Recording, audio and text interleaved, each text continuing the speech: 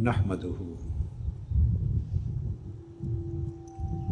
ونصلی ونسلم علی سیدنا و مولانا محمد رسولہ النبی الامین المکین کریم الرؤوف الرحیم، اما بعد فاعوذ باللہ من الشیطان الرجیم، بسم اللہ الرحمن الرحیم۔ لقد کان لکم فی رسول اللہ اسوۃ حسنہ، وقال تعالی وَإِنَّكَ لَعَلَىٰ خُلُقٍ عَظِيمٍ۔ صدق اللہ مولانا العظیم۔ محترم مشائخ و علماء کرام، معزز خواتین و حضرات، معتکفین و معتکفات، جملہ سامعین و سامعات، ناظرین و ناظرات، طلبہ اور طالبات، آج رات کا موضوع اسی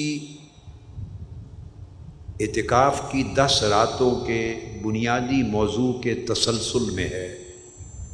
اور بنیادی موضوع آپ جانتے ہیں وہ ہے اخلاق حسنہ۔ آج کی رات میں نے چاہا کہ آپ کے سامنے آقا علیہ الصلاۃ والسلام کا عملی پیکر خلق رکھوں۔ آج ہم تصویر رکھیں گے آپ کے سامنے آقا علیہ السلام کے خلق حسن کی، آقا علیہ السلام کے اخلاق حسنہ کی عملی تصویر۔ لہذا بڑی توجہ کے ساتھ اور وارفتگی کے ساتھ اور عشق اور محبت کی کیفیات میں ڈوب کر آپ نے اس کو نہ صرف سننا ہے بلکہ اس جام کو پینا ہے۔ اب آپ اپنے آپ کو گم کر لیں گے اس کلام کے شروع ہوتے آقا علیہ الصلاۃ والسلام کے زمانے میں، تاکہ چشم تصور میں حضور علیہ الصلاۃ والسلام کا حسن سراپا دیکھیں اور چشم تصور میں آقا علیہ الصلاۃ والسلام کا جو پیکر جمیل ہے آپ کے خلق حسن کا، وہ دیکھیں، تاکہ اس سے تقویت ملے آپ کے اس عزم کو جو آپ نے ان راتوں میں اللہ رب العزت کی توفیق سے حاصل کیا ہے، اپنے اخلاق کو بدلنے کا عزم، اپنے اخلاق کو اعلیٰ اور حسنہ کرنے کا عزم، اور مذموم اخلاق اپنی زندگیوں سے نکالنے کا عزم۔ اللہ رب العزت نے حضور علیہ الصلاۃ والسلام کی ذات اقدس کو اپنی خلق میں بھی کائنات کا حسین ترین پیکر بنایا تھا، اور اپنے خلق میں بھی کائنات کا حسین ترین پیکر بنایا تھا۔ جب سے اللہ تبارک و تعالی نے مخلوق پیدا فرمائی ہے، عالم ارواح سے، عالم انوار سے، عالم انسانیت و بشریت تک حسن کا ایسا پیکر اللہ رب العزت نے کوئی اور تخلیق نہیں کیا، اور جس کو بھی حسن ملا ہے، جمال ملا ہے، کمال ملا ہے، وہ کسی نہ کسی طریق سے حضور علیہ الصلاۃ والسلام کے واسطے سے ملا ہے۔ آپ کے ذریعے ہر قسم کے حسن کی تقسیم ہوئی ہے۔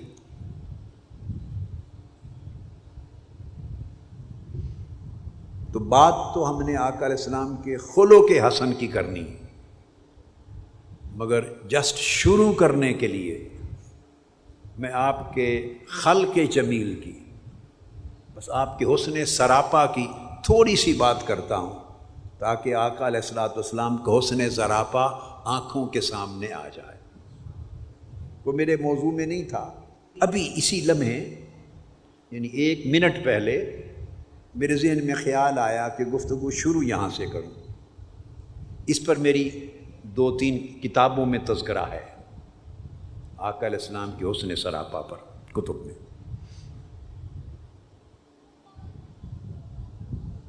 آقا علیہ السلام کے حسن سراپا کو سیدنا امام حسن مجتبی رضی اللہ تعالی عنہ روایت کرتے، اور امام ترمذی نے شمائل ترمذی میں لیا ہے. ویسے تو تھوڑا تھوڑا ذکر تمام ائمہ اور محدثین نے اپنے اپنے طرق سے کیا ہے، مگر جامع نقشہ آقا علیہ السلام کی خلق اطہر کا بھی اور خلق احسن کا بھی وہ امام ترمذی نے شمائل ترمذی میں کیا ہے، اور ان کے بعد قاضی ایاز نے الشفا میں کیا ہے. اور بھی بہت سی کتب ہیں جن میں یہ مضامین متفرق طور پہ ملتے ہیں.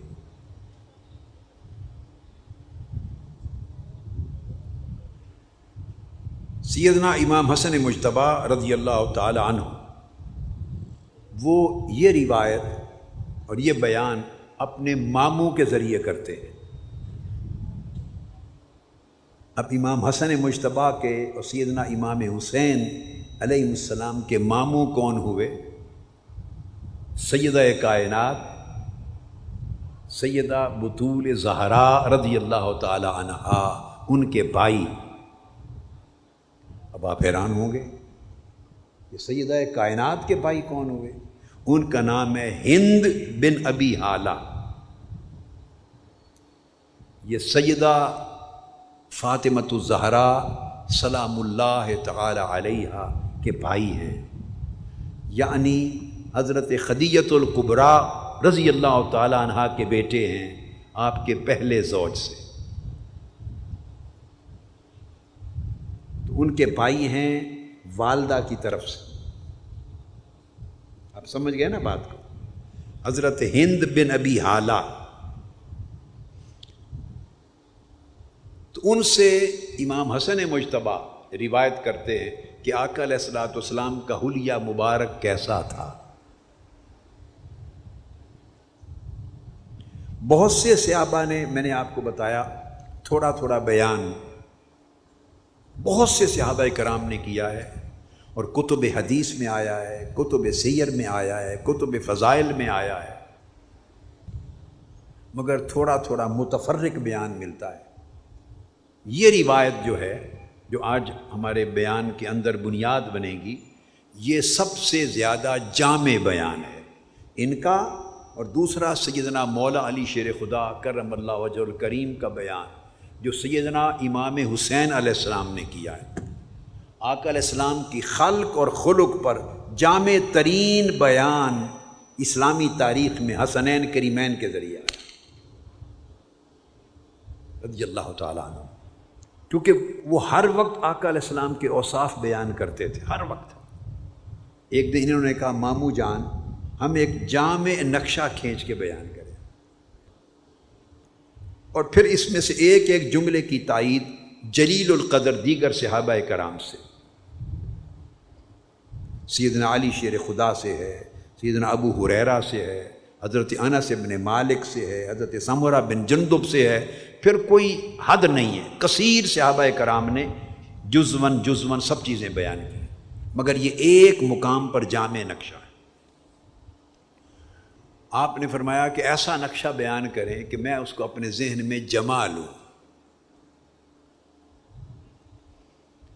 وہ بات کرتے ہیں شروع، تو میں برکت کے لیے چند چیزیں اس پیکر حسن کی بیان کر کے پھر آقا علیہ السلام کی عملی اخلاق کے بیان کی طرف آ رہا ہوں، تاکہ حسن و جمال محمدی صلی اللہ علیہ وآلہ وسلم کے ساتھ ہم اپنے ذہنوں کا، خیالوں کا ایک رشتہ جوڑ لیں، ایک تعلق بنا لیں، پھر آگے چلیں. فرماتے ہیں کہ آقا علیہ السلام اپنی ذات میں، اپنے حسن و جمال میں بہت عظیم تھے. اب آپ نے ڈوب کر سننا ہے کیف میں. اور فرزانگی کے ساتھ نہیں، دیوانگی کے ساتھ سننا ہے اور اس کو اپنے من میں اتارنا ہے۔ فرماتے ہیں کہ خود ذات میں عظیم تھے اور دیکھنے والوں کے لیے بڑے معظم تھے، بڑے معظم تھے۔ فرماتے ہیں کہ آپ کا چہرہ مبارک 14ویں رات کے چاند کی طرح چمکتا دمکتا تھا، 14ویں رات کے چاند کی طرح چمکتا تھا، اور آپ کا رنگ مبارک ایسا چمکدار تھا جیسے سونا اور چاندی ملا ہوا۔ فرماتے ہیں کہ آپ کا قد مبارک وہ میانہ تھا اور میانہ سے کچھ نکلا ہوا تھا۔ آپ کی قامت میانہ قد سے کچھ نکلی ہوئی تھی، اور دراز قد، جو لمبا قد آدمی ہوتا ہے اس سے کچھ کم، اور پست قد سے میانہ قد سے اونچا۔ مگر شان یہ تھی کہ جب دراز قد لوگوں میں بھی چلتے تو آپ سب سے اونچے نظر آتے۔ واہ واہ واہ! ناپتے تو آپ دراز قد نہ تھے، میانہ قد سے کچھ اونچے تھے، مگر چلتے تو دراز قد بھی نیچے نظر آتے۔ سر مبارک آپ کا اعتدال کے ساتھ بڑا تھا، نہ بہت بڑا تھا نہ چھوٹا تھا، اس میں اعتدال تھا۔ منہ مبارک، زلفیں، ریش مبارک سیدھی تھیں، تھوڑی سی بلدار تھی، تھوڑی سی بلدار تھی۔ واہ واہ واہ! اور جب سر مبارک کے بالوں کو جوڑتے تو کنگا استعمال کیے بغیر خود مانگ نکل آتی تھی۔ واہ واہ! اب آج کی بات کو اس طرح سنیں نا، محبوب ہیں، ان کا تذکرہ ہو رہا ہے، جن کے لیے ہم جیتے ہیں، جن کا نام سن سن کے جیتے ہیں، جن کی باتوں کو سن سن کے جیتے ہیں، جن کے نام پر مرتے، ان کا نقشہ لے آئیں۔ مانگ از خود نکل آتی، پھر وہ جو مانگ نکل آتی تو وہ رہنے دیتے، اسے ختم نہ کرتے، جان بوجھ کے مانگ نہیں نکالتے، خود نکل آتی تو رہنے دیتے۔ پیشانی مبارک آپ کی فراخ تھی، اور ابرو خمدار تھے، اور باہم یہ ابرو پیوستہ نہیں تھے، جڑے ہوئے نہیں تھے، تھوڑا سا فاصلہ تھا، اور ان فاصلے میں ایک رگ مبارک تھی۔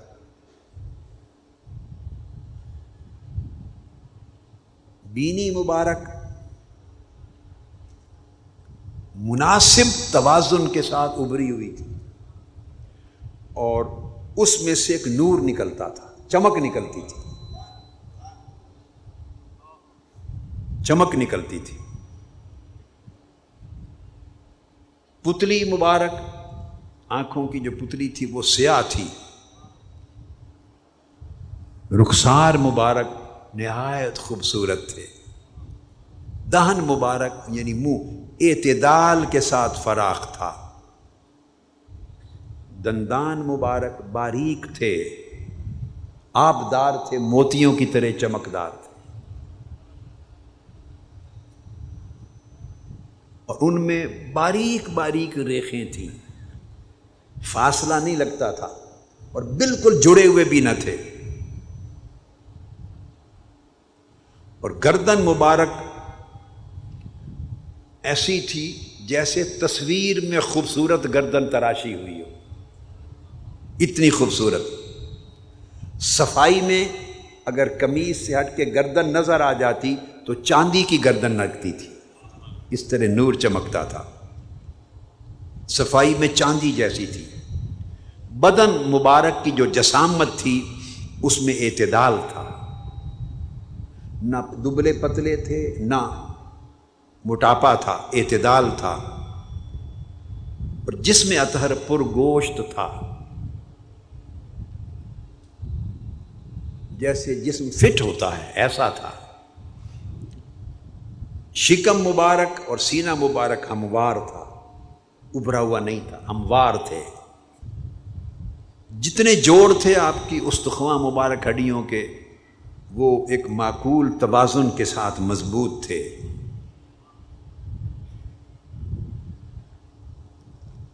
آپ کا جسم اطہر اتنا روشن، اتنا نورانی تھا کہ آنکھیں نہیں ٹکتی تھی۔ بازو مبارک اور سینہ مبارک، جسم کے اوپر زیادہ بال نہ تھے، بہت تھوڑے نفیس لکیر تھی تھوڑے بالوں کی۔ ہتھیلیاں فراخ تھیں، یہ کلائیاں دراز تھیں، انگلیاں لمبی تھیں۔ آپ کے اعصاب برابر تھے، پاؤں کے جو تلوے ہیں وہ ذرا گہرے تھے، مگر جب چلتے تو بالکل سارے تلوے اس طرح زمین پہ نہیں لگتے تھے، تھوڑی سی درمیان میں اونچائی تھی۔ جب چلتے تو ایسے لگتا پاؤں قوت سے اٹھا کے بلندی سے پست سمت کی طرف جا رہے ہیں، بڑے استقامت کے ساتھ جم کے قدم مبارک رکھتے تھے۔ جب آپ چلتے تو ایسا لگتا کہ شاید بلندی سے نیچے کی طرف آ رہے ہیں۔ اور جب کوئی شخص ملتا دائیں سے یا بائیں سے تو آپ اس کو اس طرح نہیں ملتے تھے، دائیں مل لیا یا بائیں مل لیا، جدھر آدمی کھڑا ہوتا جسم اطہر کو اس طرف موڑ لیتے، یعنی اس کی طرف متوجہ ہوتے تاکہ اس کی عزت افزائی ہو، پھر مصافحہ فرماتے۔ اور اس کو دیکھتے تو سیدھا ہو کے دیکھتے، ایسے کنکھیوں سے نہیں دیکھتے تھے، وہ عادت مبارکہ یہ نہیں تھی۔ عام طور پہ اپنی نگاہیں نیچے کی طرف رکھتے، آسمان کی طرف یا اونچی نہیں رکھتے تھے، نگاہیں نیچے رکھتے۔ اور جب چلتے تو صحابہ کرام کو آگے آگے ہونے کی ترغیب دیتے، آگے چلیں۔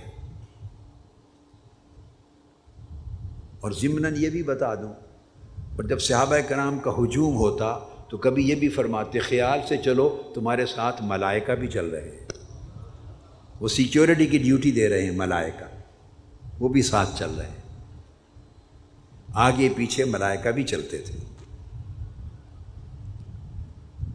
آقا علیہ السلام کے اخلاق حسنہ میں سے تھا، جس سے بھی ملتے تو سلام کرنے میں خود ابتدا فرماتے، چھوٹا ہوتا یا بڑا، السلام علیکم ورحمۃ اللہ وبرکاتہ، خود سلام کی ابتدا فرماتے۔ یہ توقع نہ کرتے کہ وہ دوسرا مجھے سلام کرے، بچے بھی ہوتے تو خود سلام فرماتے۔ یہ جو بیان کر رہا ہوں اس کو آپ نے اتارنا ہے اور اپنے اخلاق کو اس سراپا میں ڈالنا ہے، یہ نقشہ دیکھنا چاہتا ہوں۔ وہی بات، یہ ایک بہت بڑا جیسے مال ہوتا ہے، ایک ڈپارٹمنٹل سٹور ہوتا ہے، اس میں بہت چیزیں ہیں، جتنا سودا لے سکیں بس کچھ ڈل جائیں، اس سراپا خلق میں کچھ ڈل جائیں، کچھ رنگ چڑھا لیں، کچھ ڈھنگ ان کے اپنا لیں، آپ حسین ہو جائیں گے۔ اور یاد رکھیں خلق کا حسن یعنی اخلاق کا حسن وہ خلق پر حسن بن کے چمکتا ہے، یعنی باطن کا حسن جسم کا حسن بنتا ہے۔ پھر امام حسن مجتبی رضی اللہ تعالیٰ عنہ نے پھر عرض کیا کہ کچھ مجھے نانا جان کی گفتگو کا حال بھی سنائیں کہ بات کیسے کرتے تھے۔ واہ واہ۔ تو اس روایت میں آگے انہوں نے بیان کیا کہ آقا علیہ الصلوۃ والسلام ہر وقت ان کی گفتگو میں ایک چیز جھلکتی تھی، اور وہ جھلکتی کیا تھی؟ ایک فکر ہوتا تھا ہر بات کے اندر، دین کا فکر، آخرت کا فکر، امت کا فکر، صحابہ کا فکر، اپنے ماننے والوں کا فکر، غریبوں کا فکر، مسکینوں کا فکر، یتیموں کا فکر، بیواؤں کا فکر، کمزوروں کا فکر. آپ کی ہر وقت گفتگو کسی نہ کسی فکر پر قائم ہوتی. آپ کا کلام فکر سے خالی نہیں ہوتا تھا. جب بھی کلام فرماتے اس کلام میں کسی کا فکر ہوتا، اللہ کا دھیان ہوتا، آخرت کا دھیان ہوتا، مخلوق کا دھیان ہوتا، امت کا دھیان ہوتا، حقداروں کا دھیان ہوتا. تو آپ کا کلام ہمیشہ کسی سوچ پر، کسی فکر پر، کسی غم پر، کسی تصور پر قائم ہوتا تھا. اور ایسے لگتا کہ آپ کو کسی وقت بھی ایسا چین نہیں کہ جس میں آپ کو غم نہیں ہے، فکر نہیں ہے، بے فکر آپ کی زندگی کا کوئی لمحہ نہیں ہوتا تھا. آپ کا کلام ضرورت پر مبنی ہوتا، اور جب ضرورت نہ ہوتی تو آپ کا سکوت طویل ہوتا، دوسروں کو سنتے. اور جب بھی آقا علیہ الصلوۃ والسلام کلام فرماتے، اس کو توجہ سے سنیں، آپ کا کلام شروع میں بھی واضح ہوتا، اور جب گفتگو یا جملے ختم فرماتے تو اینڈ میں، اختتام پر بھی واضح ہوتا. یعنی آپ کی گفتگو میں الجھاؤ نہیں ہوتا تھا، آپ کی گفتگو میں ابہام نہیں ہوتا تھا، آپ کی گفتگو صریح ہوتی، اس میں کلیئرٹی ہوتی، اس میں ابلاغ ہوتا، اس میں افہام ہوتا. سننے والے کو آپ کی گفتگو اول تا آخر بالکل صاف صاف سمجھ آ جاتی. یہ آپ کا انداز گفتگو تھا. ہم بعض اوقات گفتگو کرتے ہیں تو دوسرے کو پتہ نہیں چلتا کہ ہم کہنا کیا چاہتے ہیں، اور کہنا پڑتا ہے نا، مجھے سمجھ نہیں آئی آپ نے کیا کہا. ہم بعض اوقات گول مول بات کرتے ہیں، اس میں ابہام رکھتے ہیں. نہیں، اس انداز کی گفتگو نہیں فرماتے کہ کسی کو کہنا پڑے کہ سمجھ نہیں آئی. اس لیے آپ کی گفتگو شروع سے لے کر آخر تک صاف ہوتی. اور آپ کی گفتگو اور کلام کی یہ خوبی اور بھی تھی کہ گفتگو کے الفاظ مختصر ہوتے، ضرورت سے زائد الفاظ استعمال نہ کرتے، الفاظ مختصر ہوتے مگر معنی زیادہ ہوتا. کیا؟ معنی زیادہ ہوتا. اور جتنا کلام فرماتے وہ کلام پر مغز ہوتا، معنی سے، مفہوم سے، مراد سے بھرا ہوا ہوتا.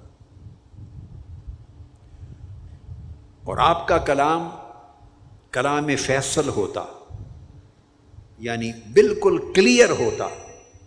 صحیح بات کیا ہے، غلط بات کیا ہے، بالکل روشنی کی طرح واضح ہو جاتا. اتنا صاف، شفاف، اجلا، واضح کلام فرماتے. اس میں کوئی حشو و زائد بھی نہ ہوتا، اور ضرورت سے زیادہ کمی بھی نہ ہوتی الفاظ میں، اور زیادتی بھی نہ ہوتی. ایک لفظ بھی ضرورت سے زائد آقا علیہ السلام استعمال نہ فرماتے. پھر آپ کا مزاج اقدس، مزاج بڑا نرم تھا. آپ کی مقدس طبیعت اور مزاج بنیادی طور پہ نرم تھی. آپ کی طبیعت میں اصلاً نرمی تھی. جیسے آپ پوچھتے ہیں نا کہ فلاں شخص مزاج کا کیسا ہے، نرم ہے، گرم ہے، سخت ہے، ایک سوال ایک سادہ سا پوچھتے ہیں، تو آقا علیہ السلام اپنے مزاج میں نرم تھے، اس لیے کہ رحمت للعالمین بنایا گیا تھا. تو رحمت نرمی سے ہے، اور مزاج میں کوئی سختی نہ تھی. اس لیے جب گفتگو فرماتے یا کسی سے ڈیل کرتے، ایکشن ہوتا، کسی سے معاملہ کرتے، تو کسی کی اہانت نہیں فرماتے تھے. کوئی شخص اپنی توہین تصور نہیں کرتا تھا. کبھی شائبہ ہی نہیں گزرتا تھا کہ آپ کے اس کلام سے، اس بات سے، اس گفتگو سے، اس رویے سے میری توہین ہو گئی ہے. نہیں، ہر شخص اپنے مقام پہ اپنے آپ کو معزز سمجھتا تھا. کسی کی اہانت آپ کے کلام میں نہیں ہوتی تھی۔ پھر آپ کے مزاج اقدس اور طبیعت کا یہ بھی حصہ تھا، اگر کوئی نعمت ہوتی اللہ کی، یا کسی کی کوئی بھلائی، یا اللہ کی دی ہوئی نعمت، یا کسی کے عمل میں کوئی اچھائی تھوڑی سی بھی ہوتی، تھوڑی بھی، تو اس کی تعظیم فرماتے، نعمت کی تعظیم فرماتے۔ نعمت قلیل بھی ہوتی تو بڑا سمجھتے، کسی نعمت کی آپ نے مذمت نہیں فرما دی۔ پھر مزاج اقدس کا، طبیعت مبارکہ کا ایک پہلو یہ بھی تھا کہ حق بات کہتے اور ہر ایک کو حق بات کہنے کی ترغیب دیتے۔ اگر کوئی شخص حق کی مخالفت کرتا تو خفا ہوتے، ناراض ہوتے، حق کی مخالفت کو برداشت نہیں کرتے تھے، حق کی مخالفت کو اور باطل کو برداشت نہیں کرتے تھے۔ اس وقت آپ جلال میں آتے اور حق کو بہر صورت غالب کرتے، یہ آپ کی شان اقدس کا حصہ تھا۔ مگر اپنی ذات کے لیے، اپنے نفس اور اپنی جان کے لیے کبھی غصہ نہیں فرماتے تھے، حق کے لیے غصہ فرماتے۔ کسی پر ظلم ہوا ہے تو ظالم پر غصہ فرماتے، کسی پر جبر ہوا ہے، حق تلفی ہوئی ہے، غصہ فرماتے، دین کی اہانت کسی نے کی ہے، غصہ فرماتے، حق کے لیے، دوسروں کے لیے، مگر اپنی ذات کے لیے غصہ نہیں فرماتے، اور نہ ہی اپنی ذات کے لیے انتقام لیتے تھے۔ اپنی ذات کا معاملہ ہوتا تو ہمیشہ درگزر فرما دیتے، اپنی ذات کے لیے کبھی انتقام لینے والے نہ تھے آقا علیہ الصلوۃ والسلام۔ یہ تھا مزاج۔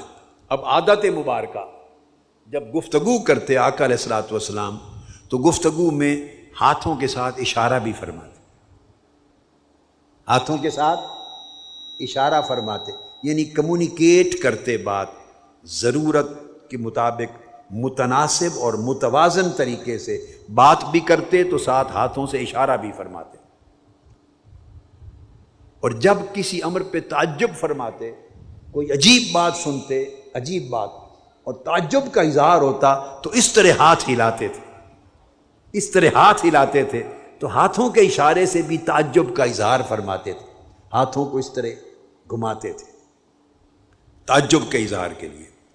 اور اگر کوئی شخص غلط بات کرتا آپ کے سامنے اور آپ کو ناپسند ہوتی تو اس کی اہانت کرنے کی بجائے آپ چہرہ اقدس دوسری طرف کر لیتے تاکہ وہ خود سمجھ جائے، یا اگر پھر بھی نہ رکے تو آپ اٹھ کے تشریف لے جاتے کسی کام کے لیے،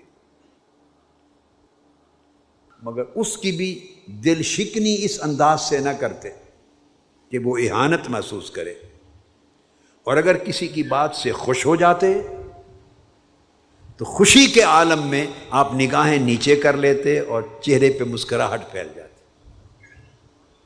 جب کسی بات پہ خوش ہوتے تو نگاہیں نیچے کرتے، چشمان مقدس، اور چہرے پر تبسم آ جاتا، اور آپ کا جو ہنسنا تھا وہ ہمیشہ تبسم ہوتا تھا، آپ کہکا لگا کے کبھی نہیں ہنسے، آپ کا ہنسنا تبسم ہوتا تھا، کہہ کی آواز کبھی کسی نے نہیں سنی۔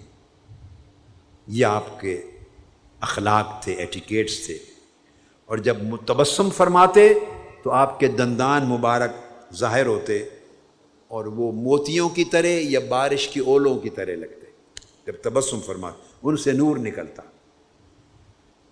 پھر سیدنا امام حسین علیہ السلام وہ روایت کرتے ہیں اپنے والد سیدنا مولا علی المرتضیٰ سے، اور یہاں پر امام حسن مجتبیٰ بڑی دلچسپ بات فرماتے، بھائی تھے نا بھائی، تو بھائیوں میں ایسا ہوتا ہے، بڑی فطری سی بات ہے، بڑی فطری۔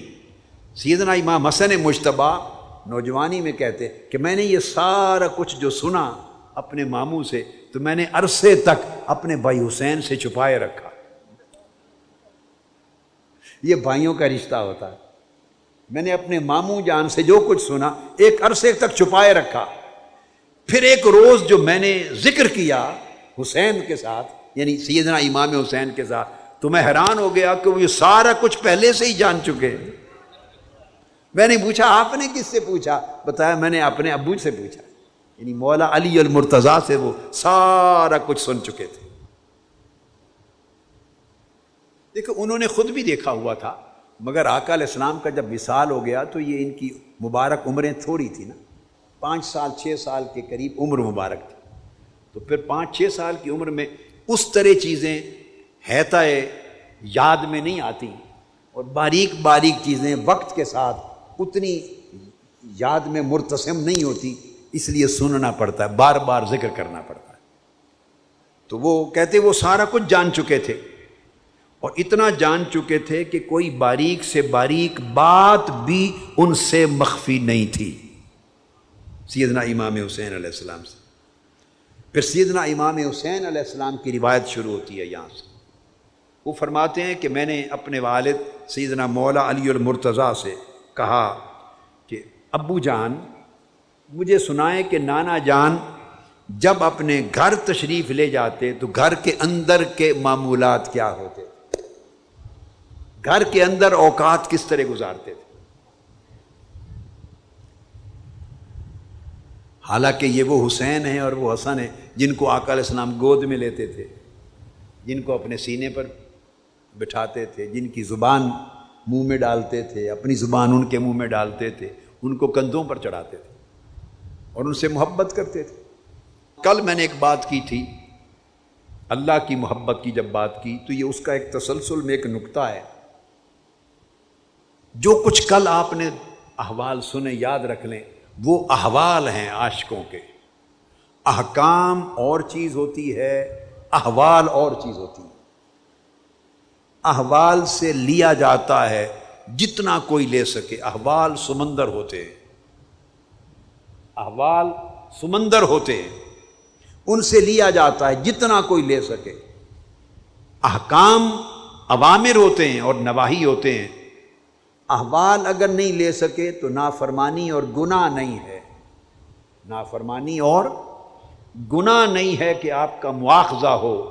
آپ خصوصی احوال سے جب محروم رہتے ہیں تو اس کے ایک اپنے ثمرات اور اثرات ہیں، وہ کم ہوتے ہیں، مگر احکام پر عمل جب نہیں کرتے تو آپ گناہگار ہوتے ہیں۔ رات کا سارا بیان احوال پہ تھا، محبت احوال میں سے ہے، یہ ایمان کو کامل کرتی ہے۔ یہ جو فرمایا اللہ کی محبت، اللہ کے سوا کسی اور چیز کی طلب اور تمنا نہیں کرتے، اس کا معنی یہ نہیں کہ اور بہت سی محبتیں ہیں ان کی نفی کر دی جائے، نہیں، وہ ساری محبتیں، باقی ساری محبتیں جو جائز ہیں یا وہ اللہ ہی کی محبت کا حصہ ہیں۔ اللہ کی محبت ایک درخت ہے اور وہ محبتیں اسی درخت کی شاخیں ہیں۔ اللہ کے رسول کی محبت بھی اللہ ہی کی محبت ہے۔ بہت سی محبتیں اس محبت کی شاخیں ہیں، یا وہ ان کی شاخیں ہیں، یا اللہ اور رسول کی محبت کے پھل ہیں، ثمرات ہیں، یا اللہ اور اس کے رسول کی محبت کے تابع ہیں، ان محبت کے سائے میں بہت سی محبتیں پلتی ہیں، اور وہ محبتیں بھی اللہ رسول کی محبت کہلاتی ہیں۔ جیسے حسن اور حسین کی محبت کا ذکر آ گیا، آقا علیہ السلام نے فرمایا باری تعالیٰ میں ان دونوں سے محبت کرتا ہوں، تو بھی ان سے محبت کر، اور جو ان سے محبت کرے تو ان سے بھی محبت کر۔ اس کا مطلب یہ ہے کہ یہ اللہ کی محبت میں نہ نفی ہو رہی ہے نہ اس میں کسی کی شرکت ہو رہی ہے، یہ اللہ ہی کی محبت پروان چڑھ رہی ہے۔ جیسے آقا علیہ السلام نے فرمایا میرے صحابہ کی محبت، میری وجہ سے ان سے محبت کرو اور میری وجہ سے ان کی تعظیم کرو۔ آقا علیہ السلام نے فرمایا علی کی محبت میری محبت ہے، میرے اہل بیت کی محبت میری محبت ہے۔ آقا علیہ السلام نے فرمایا انصار کی محبت ایمان ہے اور انصار سے بغض نفاق ہے۔ اس طرح ایک صحابی آیا دیہات سے، اس نے صحابہ کرام سے پوچھا آقا علیہ السلام کی مجلس میں کہ کیا تم اپنے بیٹوں کو، بچوں کو چومتے ہو، محبت کرتے ہو؟ انہوں نے کہا ہم تو چومتے ہیں۔ اس نے کہا ہم تو نہیں چومتے اپنے بچوں کو۔ تو آقا علیہ السلام نے جواب دیا، فرمایا اگر تمہارے دل سے اللہ نے رحمت چھین لی ہے تو کوئی کیا کر سکتا ہے؟ یہ ساری محبتیں اللہ اور اس کے رسول کی محبت کی شاخیں ہیں۔ ان محبتوں کے نام ہیں، اولاد کی محبت رحمت ہے، کسی محبت کا عنوان شفقت ہے، کسی محبت کو لطف و کرم کہتے ہیں، کسی محبت کو احسان اور انعام کہتے ہیں، کسی محبت کو صلہ رحمی کہتے ہیں، کسی محبت کو حقوق کی ادائیگی کہتے ہیں۔ یہ محبت کی مختلف شکلیں ہیں۔ یہ ساری محبتیں اللہ ہی کی محبت کے اندر ہیں، بشرطے کہ یہ اللہ کے احکام کے تابع ہوں۔ اولاد سے محبت کی جائے نیک تربیت کے لیے، اللہ کے دین کا ادب سکھانے کے لیے، اللہ کے نیک برگزیدہ بندہ بننے کے لیے۔ اسی طرح زینت کی چیزیں بھی ہیں، زینت کی، جس میں لباس بھی ہے، جن میں گھر بھی ہیں، آپ کی سواریاں بھی ہیں، آپ کا رہن سہن بھی ہے، جو کچھ اللہ پاک نے فرمایا کہ اللہ نے زینت کو کب حرام کیا ہے، اللہ پاک نے فرمایا، اور اللہ پاک نے فرمایا کہ تمہاری اولادیں، تمہاری بیویاں، تمہارے بچے، تمہارے بھائی، تمہاری بہنیں، تمہارے رشتہ دار، تمہارے گھر، تمہارے مکان، تمہاری تجارت، تمہارا مال، تمہارا پہناوا، یہ سارا کچھ، ان کی جو محبت ہے، اگر اللہ اور اس کے رسول اور دین کی محبت سے بڑھ جائے، اللہ رسول کی محبت کے خلاف ہو جائے، ان حدوں کو توڑ دے، تو یہ فسق ہے، پھر نافرمان ہو گئے۔ اگر یہ ساری محبتیں احب الیکم من اللہ ورسولہ وجہاد فی سبیلہ، اللہ کی محبت کے تابع رہیں اور اللہ کی محبت نے جو حدیں قائم کر دی ہیں ان حدوں کے اندر رہیں، تو یہ سب اللہ ہی کی محبت کی شاخیں ہیں۔ آپ بات کو سمجھ گئے نا؟ اعوذ باللہ من الشیطان۔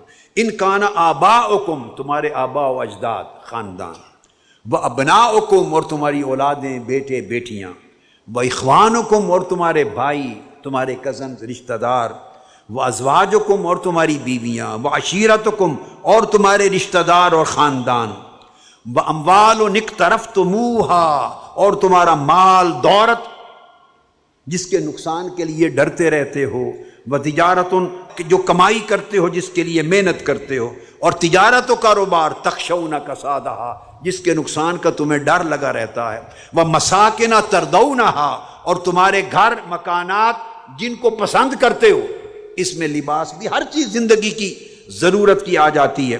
فرمایا یہ سب کچھ احب الیکم من اللہ ورسولہ وجہاد فی سبیلہ، اگر ان سب کی محبتیں اللہ کی محبت سے، رسول کی محبت سے اور دین کی محبت سے بڑھ جائیں، لمٹ کراس کر جائیں، حدیں کراس کر جائیں، فتربصوا، پھر انتظار کرو اللہ کے امر کا، فاسق ہو جاؤ گے، حدوں کو توڑنے والا بن جاؤ گے۔ لیکن یہ ساری محبتوں کو اللہ رب العزت نے اپروو کر دیا۔ اولاد کی محبت ایک طبی چیز، ان ساری چیزوں کی محبت اللہ رب العزت نے توثیق کر دی ہے، یہ طبی چیز ہے، مگر اس شرط کے ساتھ کہ اللہ کی محبت، اس کے رسول کی محبت اور دین کی محبت، تین فروعات، تین اصول ہیں، ان کے تابع رہیں، ان کے قائم کردہ حدود کے اندر رہیں، تو پھر یہ اللہ کے امر میں ہے۔ اور ان کے مقاصد متعین ہونے چاہیے، ان کے مقاصد متعین ہونے چاہیے کہ یہ ساری محبتیں اللہ کے لیے ہوں، اس سے کسی نہ کسی شکل میں اللہ کی محبت کے ساتھ رشتہ جوڑا جائے۔ کاروبار اس لیے کہ رزق حلال ہے، اس لیے کہ اللہ کی راہ میں خرچ کروں، اس لیے کہ میں اس کے ذریعے اور نیک کام کر سکوں۔ اولاد کی محبت اس لیے کہ نیک تربیت کر سکوں، نیک پرورش کر سکوں، حضور کا نیک امتی بنا سکوں، اللہ کا برگزیدہ بندہ بنا سکوں، ان کی تربیت کروں، ادب حسن کروں، تاکہ اللہ کے پسندیدہ بندے بنے اور میرے مرنے کے بعد میرے لیے آخرت میں، قبر میں بھی اجر مہیا کرتے رہے۔ الغرض ایک ایک چیز کو جب لیتے جائیں گے، ہر چیز کا ایک آبجیکٹو ہو، ایک منزل ہو، ایک سمت ہو، اور اس کی ایک حد ہو، اس کے مطابق کریں، تو پھر آقا علیہ السلام کی سنت ہے، یہ ساری محبتیں بھی سنت ہیں۔ یہ اللہ کی، اس کے رسول کی محبت کی غیر نہیں ہے۔ یہ جو ایک روز پہلے میں نے خطاب کیا تھا الحب فی اللہ، یہ سب اولیاء سے محبت، مساکین سے محبت، نیک اعمال سے محبت، یتامہ سے محبت، کمزوروں سے محبت، محتاجوں سے، یہ اللہ کے بندوں سے محبت ہے، اور ہر کسی سے اللہ کے لیے محبت، ہر کسی سے اللہ کے لیے محبت، یہ سب اللہ کی محبت کی برانچز ہیں، فروعات ہیں، اور اللہ کے رسول کی محبت کی برانچز ہیں۔ جیسے حضور کی حدیث سے محبت، آقا کی سنت سے محبت، آقا کی سیرت سے محبت، مدینہ شہر سے محبت، مکہ سے محبت، مدینہ کی گلی کوچوں سے محبت، حضور کے صحابہ سے محبت، اہل بیت سے محبت، آل سے محبت، پھر امت حضور کی امت سے محبت، آقا کے دین سے محبت، پھر اولیاء سے محبت، صالحین سے محبت، یہ سب اللہ اور رسول کے محبت کی فروعات ہے۔ سیدنا امام حسین علیہ السلام نے جب پوچھا کہ گھر کے اوقات آقا علیہ السلام کے کیسے ہوتے، کس طرح گزارتے، تو آپ نے فرمایا جب آقا علیہ السلام گھر تشریف لے جاتے تو آپ اپنے اوقات کو 3 حصوں میں تقسیم کر دیتے۔ ایک حصہ اللہ تعالیٰ کے لیے، عبادت کا وقت آتا، نماز کا وقت آتا، نوافل کا وقت آتا، کوئی تسبیح اذکار کا وقت آتا، ایک حصہ اللہ کے لیے، ایک حصہ وقت کا گھر والوں کے لیے، ازواج مطہرات کے لیے، بچوں کے لیے، جس میں سیدہ فاطمہ الزہرا بھی آتی، حضرت علی شیر خدا بھی آتے، آپ ازواج مطہرات کے گھروں میں بھی بیٹھتے، شہزادے بھی آتے، ان کے ساتھ مل کے بیٹھتے، پیار کرتے، لاڈ کرتے، یہ سارا فیملی کے لیے۔ یہ اس لیے بیان کر رہا ہوں کہ ہم اس کو اتاریں اپنی زندگی میں، اور اپنے شب و روز اور زندگی کے احوال اس طرح ڈالیں، اور ان کے ساتھ پھر آقا علیہ السلام ہنستے کھیلتے، مزاق کرتے، پیار کرتے، ان کے ساتھ انوالو ہو جاتے، اور ایک حصہ اپنی ذات پاک کے لیے، اپنی راحت اور اپنے نفس کے لیے، جس میں آپ ضرورت کے مطابق آرام فرماتے۔ پھر جو تیسرا حصہ ہوتا آقا علیہ السلام کے اپنے آرام کا، ایک حصہ اپنے آرام کا، اس میں سے بھی کچھ حصہ وقت کا اپنے لوگوں میں تقسیم فرما دیتے۔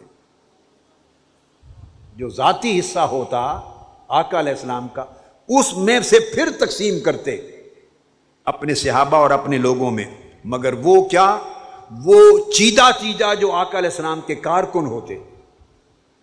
صحابہ تو سارے تھے نا، جس نے ایک بار بھی ایک لمحہ کے لیے آقا علیہ السلام کو ایمان کی نگاہ سے دیکھ لیا، وہ تو صحابی ہو گیا۔ تو صحابہ کرام تو ہزار تھے، مگر کارکن چیدہ چیدہ تھے۔ ان صحابہ کرام کے اندر جو حضور نے لیڈر تیار کیے تھے، لیڈرز وہ چیدہ چیدہ تھے۔ آقا علیہ السلام نے اپنی امت کے لیے جو رہنما تیار کیے تھے وہ چیدہ چیدہ تھے، جنہیں منتظم بنایا تھا، جنہیں مختلف ذمہ داریوں پر فائز کیا تھا۔ آپ اس کو آج کی زبان میں کہہ لیں، جنہیں تنظیمی ذمہ داریاں عطا کر رکھی تھی، جنہیں آقا علیہ السلام نے انتظامی ذمہ داریاں عطا کر رکھی تھی، جنہوں نے بعد ازاں امت کی ذمہ داریاں اٹھائیں، جن کو تعلیمی ذمہ داریاں دینی تھی، جو اساتذہ تھے، جو معلم تھے، جو مربی تھے، جن کے ذریعے آگے امت کی تعلیم و تربیت اور نگرانی اور نگہبانی کا کام لیتے تھے آقا علیہ السلام۔ وہ ذمہ داران، وہ آفس بیئررز، وہ انتظامی ذمہ داران، وہ تنظیمی ذمہ داران صحابہ کرام میں، ان کو آقا علیہ السلام گھر میں طلب کرتے، کیونکہ مسجد میں کسی کے لیے مخصوص نہ تھا، مجلس میں بیٹھنا ہر ایک کے لیے عام اجازت تھی، تو کچھ خاص باتیں سمجھانی ہوتی تو آقا علیہ السلام ان کو گھر میں طلب فرما لیتے، اور اپنے ذاتی وقت میں سے ان کا حصہ نکالتے۔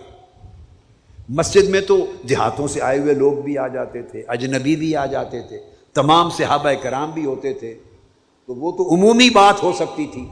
اگر خصوصی تربیت کرنی ہے، خصوصی نصیحت کرنی ہے، خاص انسٹرکشنز، ہدایات دینی ہیں، تو اپنے گھر کے اوقات میں وہ جو ایک حصہ اپنا ذاتی آرام کا تھا، اس میں سے پھر ان پہ خرچ کرتے، اور بلا کے خاص خاص صحابہ کو طلب کروا کے آقا علیہ السلام ان کو ہدایات دیتے۔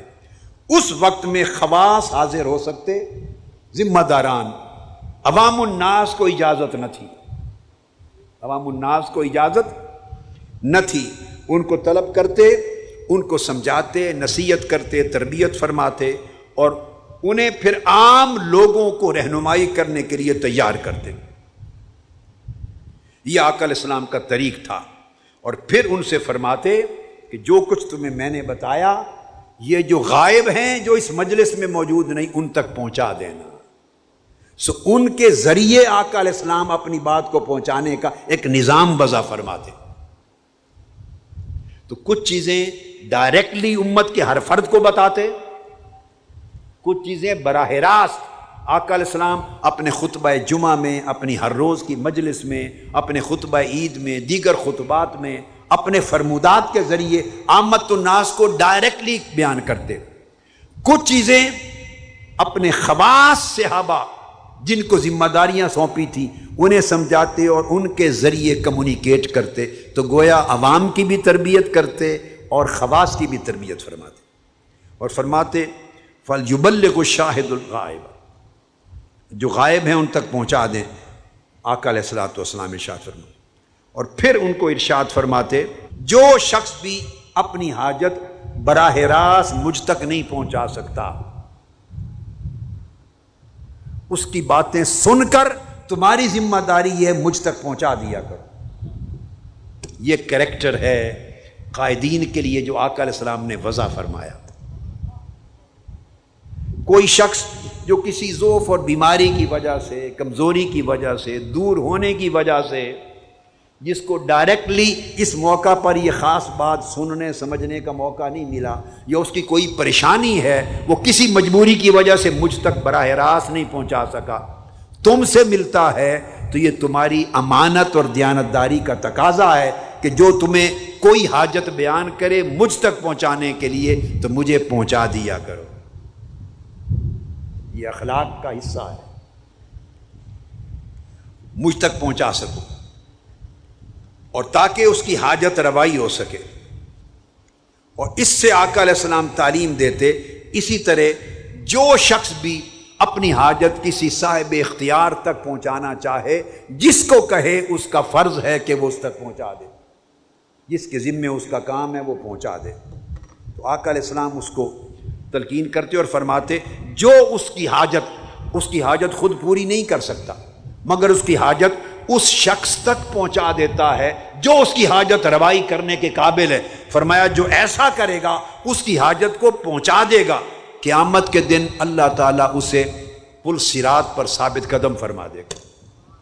صرف لوگوں کی حاجت پہنچانے والے عمل پر اللہ پاک صراط پر چلتے ہوئے پل صراط پر اسے دوزخ میں گرنے نہیں دے گا، مضبوطی اور ثابت قدمی دے گا.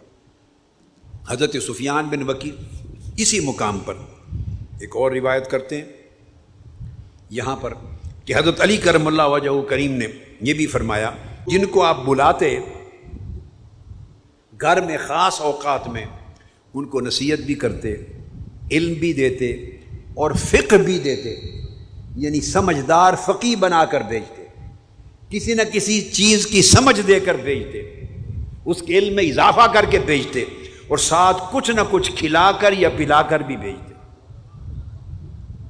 جب بلاتے گھر میں خواہ کھجوریں ہی ہوں، کچھ نہ کچھ کھلا کے بھیجتے، کچھ نہ کچھ پلا کے بھیجتے، خالی نہیں لوٹاتے تھے. یہ آقا علیہ السلام کے اخلاق میں سے تھا.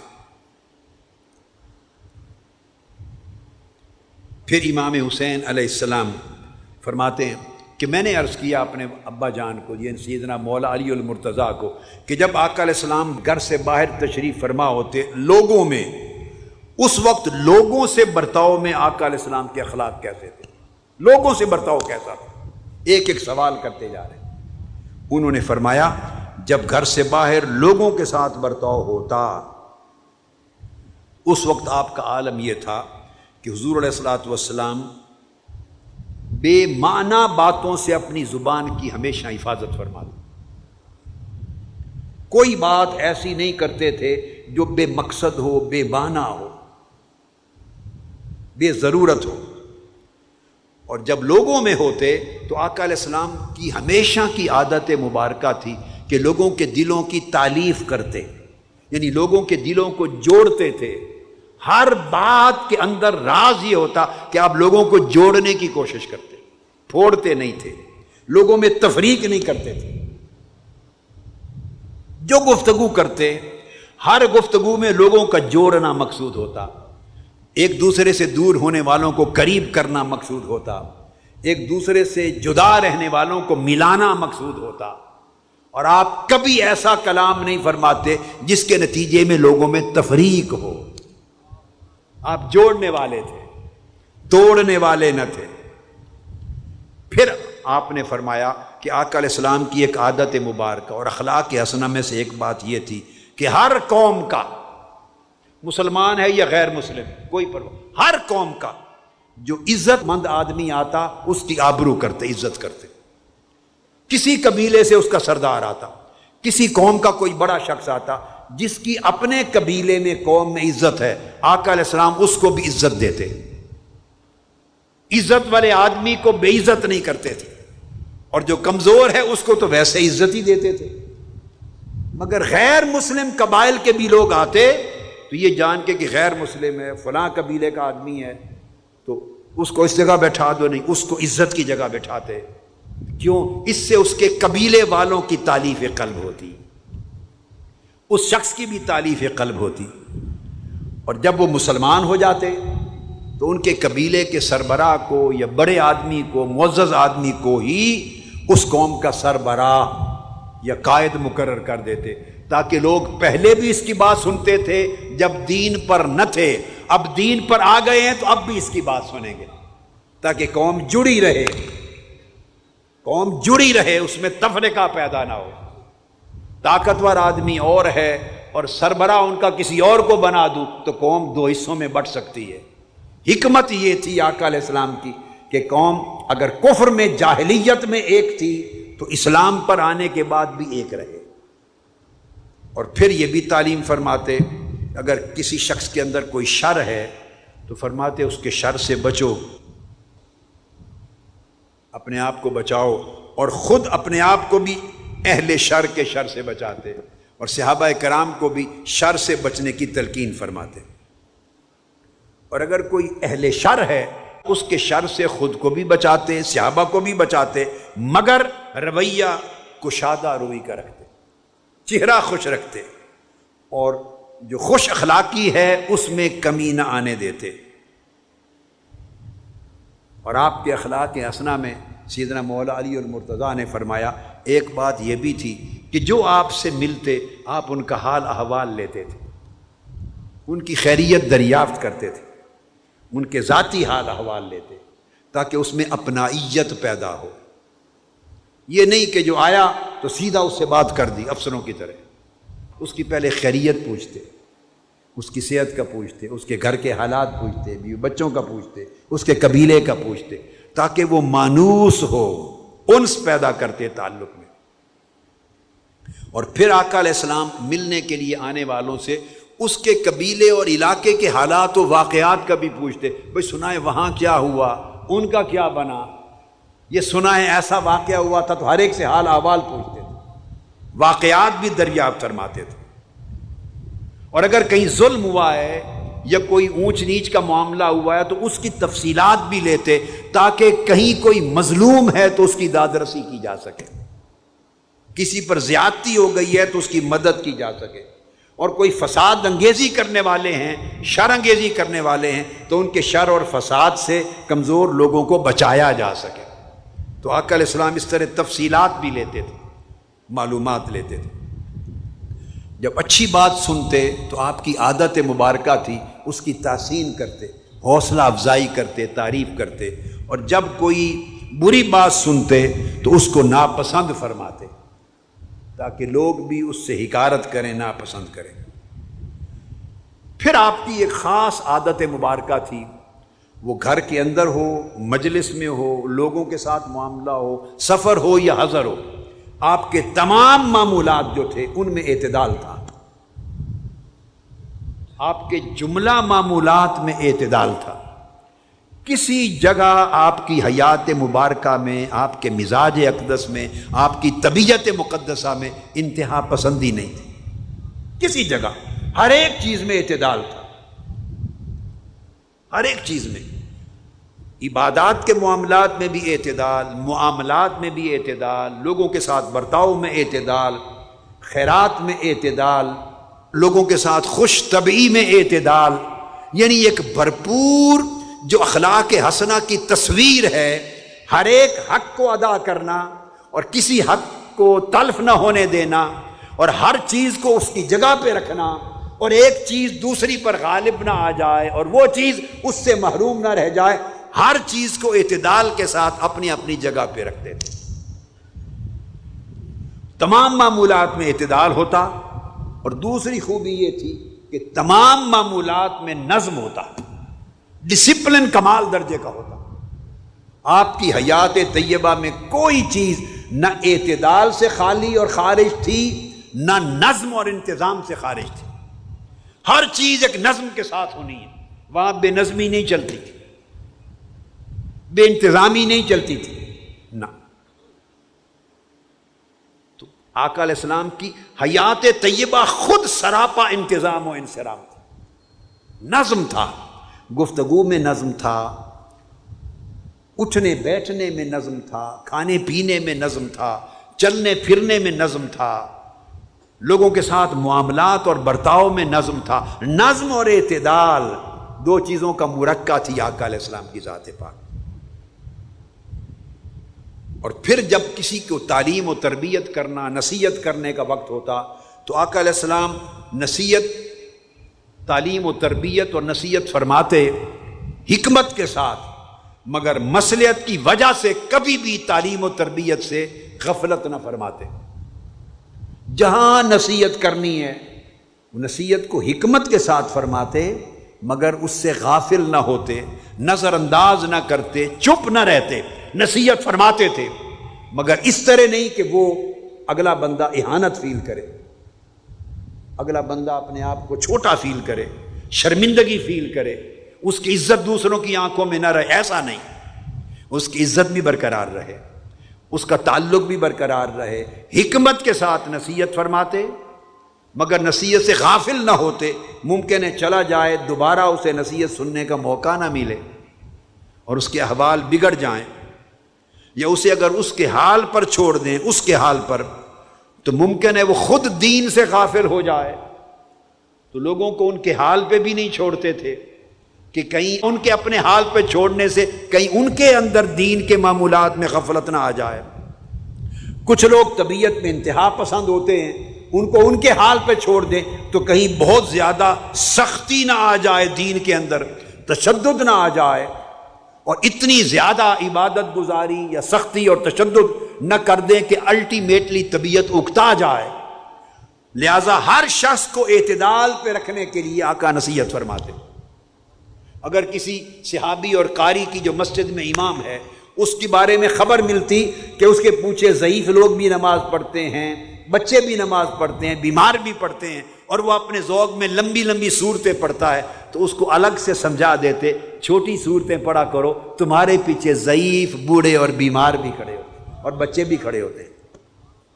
خود نماز پڑھا رہے ہوتے تو عورتیں بچوں کے ساتھ آتی مساجد میں اور بچوں کو بٹھا دیتی، اور اچانک آقا علیہ السلام نماز پڑھا رہے ہیں، آپ فرماتے ہیں میرا جی کرتا کہ آج لمبی سورت پڑھوں، اللہ کے کلام میں مشغول ہو جاؤں۔ اچانک کسی بچے کے رونے کی آواز آتی، پیچھے سے بچے کے رونے کی آواز آتی، آقا علیہ السلام اپنے شوق کو ختم کر کے سورتوں کو چھوٹا کر دیتے اور نماز جلد ختم کرتے، یہ سوچ کر کہ بچے کے رونے کی وجہ سے اس کی ماں پہ کیا بیت رہا ہوگا، اس کی ماں پریشان ہوگی، ماں تڑپ رہی ہوگی، اس کا رجحان ادھر نہیں ہوگا، وہ بےتاب ہوگی، نماز ختم ہو تو بچہ چیخ رہا ہے، تڑپ رہا ہے، اٹھاؤں، تو اس کے بچے کے چیخنے کی وجہ سے اور ماں کی اندر جو مامتا کے تڑپنے کی وجہ سے اپنی نماز چھوٹی کر دیتے۔ یہ نہیں کہ اپنے ذوق میں لمبی کرتے چلے جائیں، ان کا جو ہوتا ہے ہوتا رہے، ایسی طبیعت نہ تھی۔ جہاں اختصار کیا جا سکتا ہے، جس چیز کو چھوڑا جا سکتا ہے، وہ اللہ کے نبی تھے، وہ ان کا عمل خود شریعت بنتا تھا، ان کا عمل خود، وہ کسی اور شے کے پابند نہیں تھے، وہ جو کرتے وہی شریعت ہو جاتی، قرات کو طویل کر دیں وہ شریعت بن جاتی، بچے کے رونے کی وجہ سے مختصر کر دیں وہی سنت اور وہی شریعت بن جاتی۔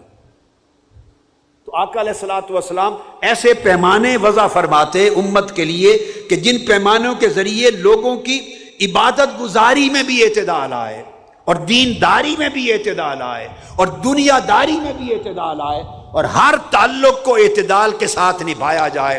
ایسا نہ ہو کہ اللہ کے تعلق کو نبھاتے ہوئے انسانوں اور بیوی بچوں اور رشتہ داروں اور کمزوروں اور اہل دنیا کے حقوق نظر انداز ہو جائیں، اور ایسا نہ ہو کہ دنیا کے حقوق اور واجبات نبھاتے ہوئے ایسا نہ ہو کہ اللہ کے حقوق نظر انداز ہو جائے. توازن قائم فرماتے حقوق اللہ اور حقوق العباد میں، اور کبھی حد سے تجاوز کرنے نہ دیتے تھے.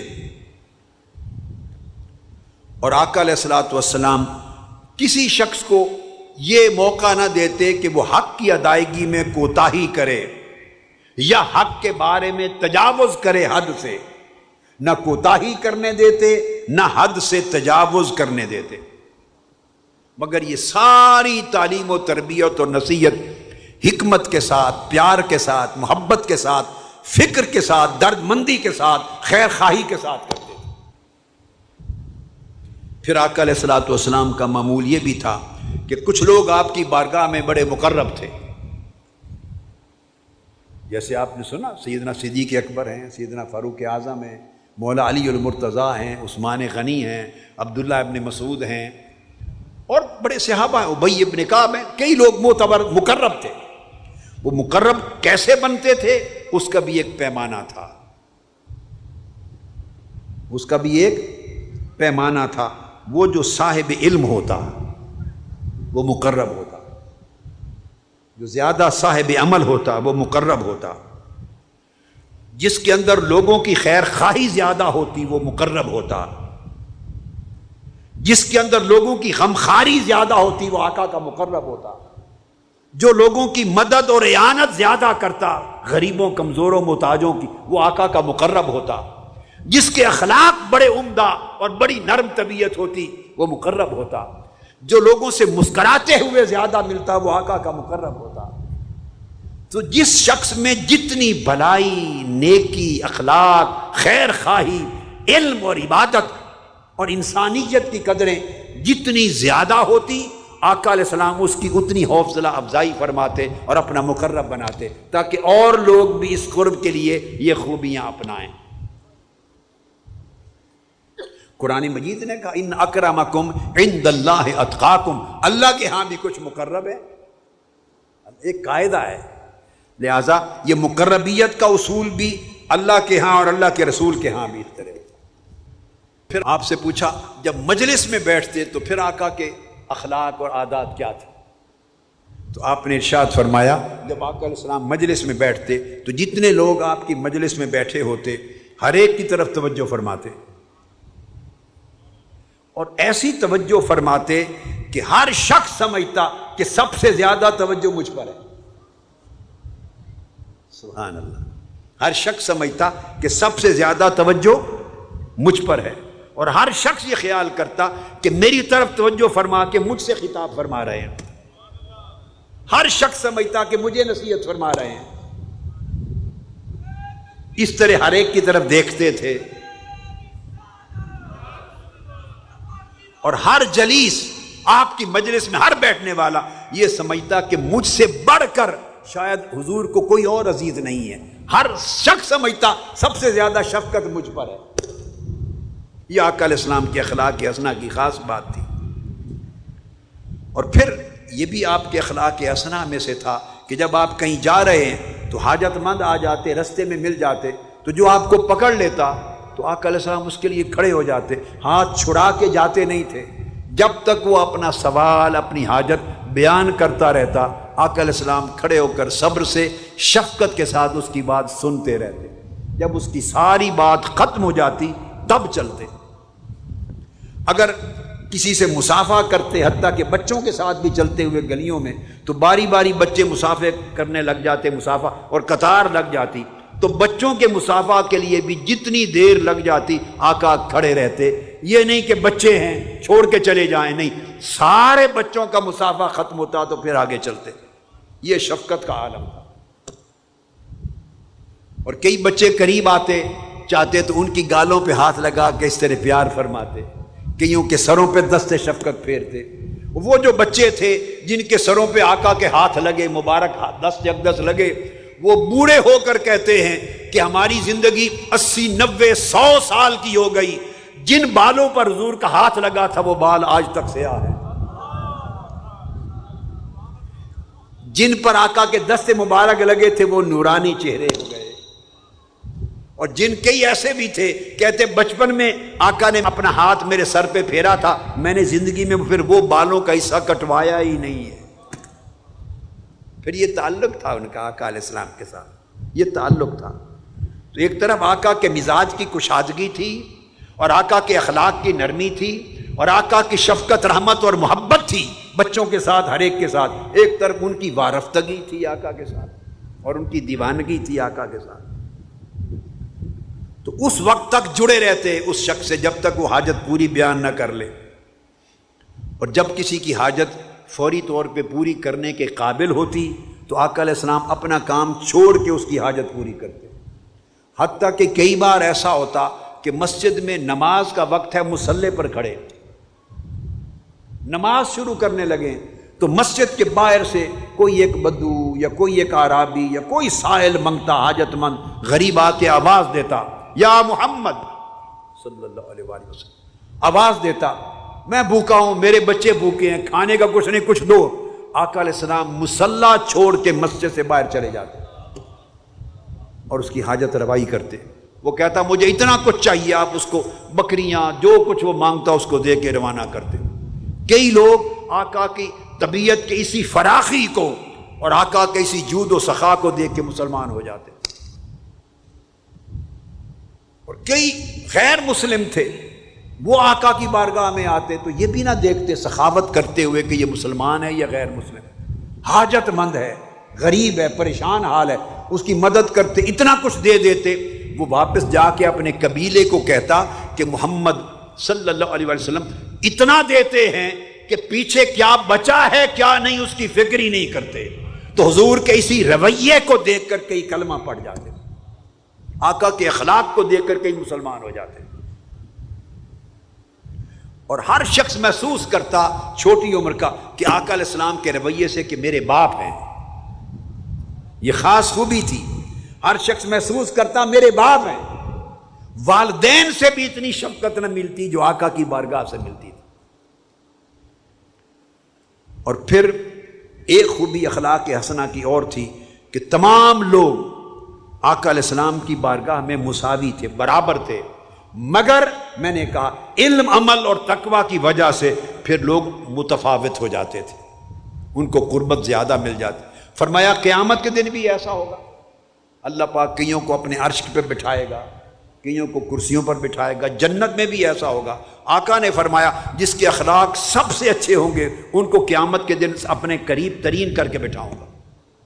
یہ ایک نظام ہے، لہذا قرب لینا ہے اللہ کا یا رسول کا، قرب لینا ہے تو اس قرب کے گر سیکھو، وہ اخلاق پیدا کرو۔ یہ جو آج اخلاق کا سراپا آج سمجھا رہا ہوں، اور 7 راتیں پچھلی بتایا ہے، ان کو اپنے اندر پیدا کرو۔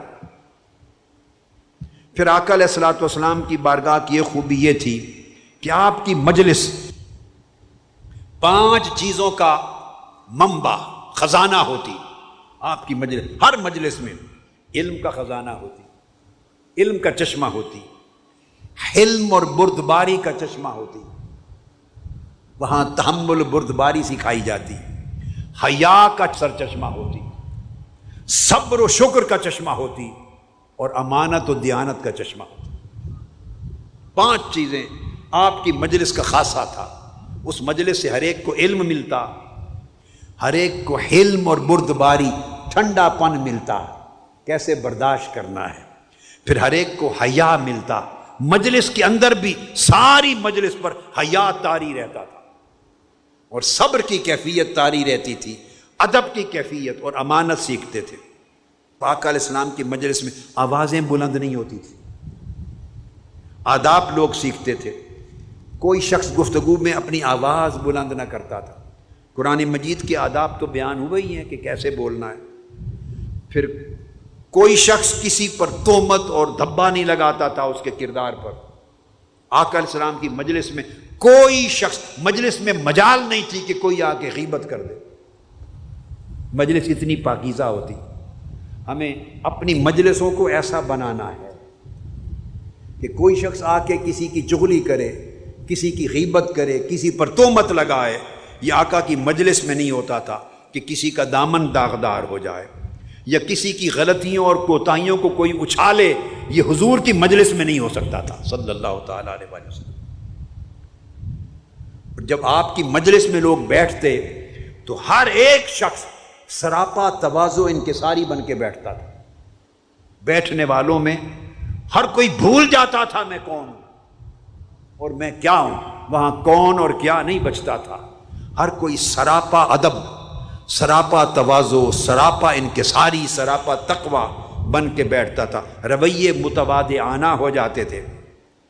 اور آقا علیہ السلام کی مجلس میں بڑوں کی توقیر کی جاتی، میں آپ کو ہر رات کہتا ہوں نا، بڑوں کی توقیر کی جاتی، اہل علم و عمل، اہل تقوی کی توقیر کی جاتی، چھوٹوں پر مجلس میں شفقت کی جاتی۔ ہم تو پرواہ نہیں کرتے، چھوڑو پیچھے ہو، بیٹھے ہو بچے ہو، پیچھے ہو پیچھے ہو، نہیں، چھوٹوں پہ شفقت کی جاتی۔ یعنی حتیٰ کہ ایک روز عبداللہ ابن عباس، ان کی عمر 7-8 سال تھی، ابھی چھوٹے تھے، 7-8-9 سال، وہ آقا علیہ السلام کے ساتھ دائیں طرف بیٹھ گئے اور سیدنا فاروق اعظم اور دیگر صحابہ ان کے بعد بیٹھے، بائیں طرف سیدنا ابوبکر صدیق بیٹھے۔ آپ نے دودھ کا پیالہ پیا، کچھ دودھ پی کر آپ کا معمول تھا پھر اہل مجلس کو عطا فرماتے تھے۔ کیا خوش نصیب تھے جو حضور کے پیے ہوئے پیالے میں سے پیتے تھے، آپ کی مجلس میں بیٹھتے تھے، آپ کی باتیں سنتے تھے، آپ کے مکھڑے کو دیکھتے تھے، رات دن آپ کی بارگاہ میں گزارتے تھے، آپ سے سیکھتے تھے اور جو سیکھتے تھے وہی کرتے تھے، آپ کے سامنے جیتے تھے اور آپ کے لیے مرتے تھے۔ کیا خوش نصیب لوگ تھے۔ تو دائیں طرف معصوم چھوٹی عمر کا بچہ ہے عبداللہ ابن عباس، وہ بیٹھ گئے، دودھ پیا۔ تو آپ کی عادت مبارکہ تھی، اخلاق میں سے تھا کہ جب دیتے تو دائیں جانب دیتے، یہ بھی عادت مبارکہ تھی۔ اور یہ بھی تھی کہ جو بڑا ہوتا اس کی توقیر ہوتی تو بڑے کو دینا۔ اب جو بڑا تھا مجلس میں ابو بکر صدیق، وہ بائیں طرف بیٹھے ہیں اور دائیں طرف آپ کا معمول ہے دینے کا، اور وہ چھوٹا بچہ بیٹھا ہے۔ تو اب آپ اندازہ کریں اخلاق کریمانہ کیا تھے۔ یہ اپنی ثوابدید استعمال نہیں فرمائی کہ ادھر بچہ ہے، ادھر ابو بکر صدیق بیٹھے ہیں تو خود اس کو دے دیں بائیں طرف، وہ دے سکتے ہیں۔ میں نے کہا نا، جو کر دیں وہی شریعت ہو جاتی ہے۔ یہ مسائل تو ہمارے لیے ہیں کہ کیا کریں اور کیا نہ کریں، ہم پابند ہیں احکام کے، اور آقا علیہ السلام کی تو ادا سے احکام بنتے ہیں۔ وہ جو ادا اپنا لیں، جو طرز عمل اپنا لیں، جو رویہ اپنا لیں، جو کہہ دیں، جو کر دیں، وہ شریعت بن جاتی ہے۔ تو بائیں طرف دے دیتے، مگر نہیں۔ عبداللہ ابن عباس سے پوچھا، بیٹے اجازت دیتے ہیں کہ میں اس طرف ابو بکر بیٹھے ہیں ان کو دے دوں، ابو بکر سے شروع کر لوں، اجازت دیتے ہیں؟ پوچھا، بچے سے پوچھا۔ عبداللہ ابن عباس نے جواب دی، یا رسول اللہ میں اجازت نہیں دیتا، اس لیے کہ پیالے کو آپ کے لب لگے اور ڈائریکٹ لبوں کو میں نے چومنا ہے، میں اس عادت سے معروم کیوں؟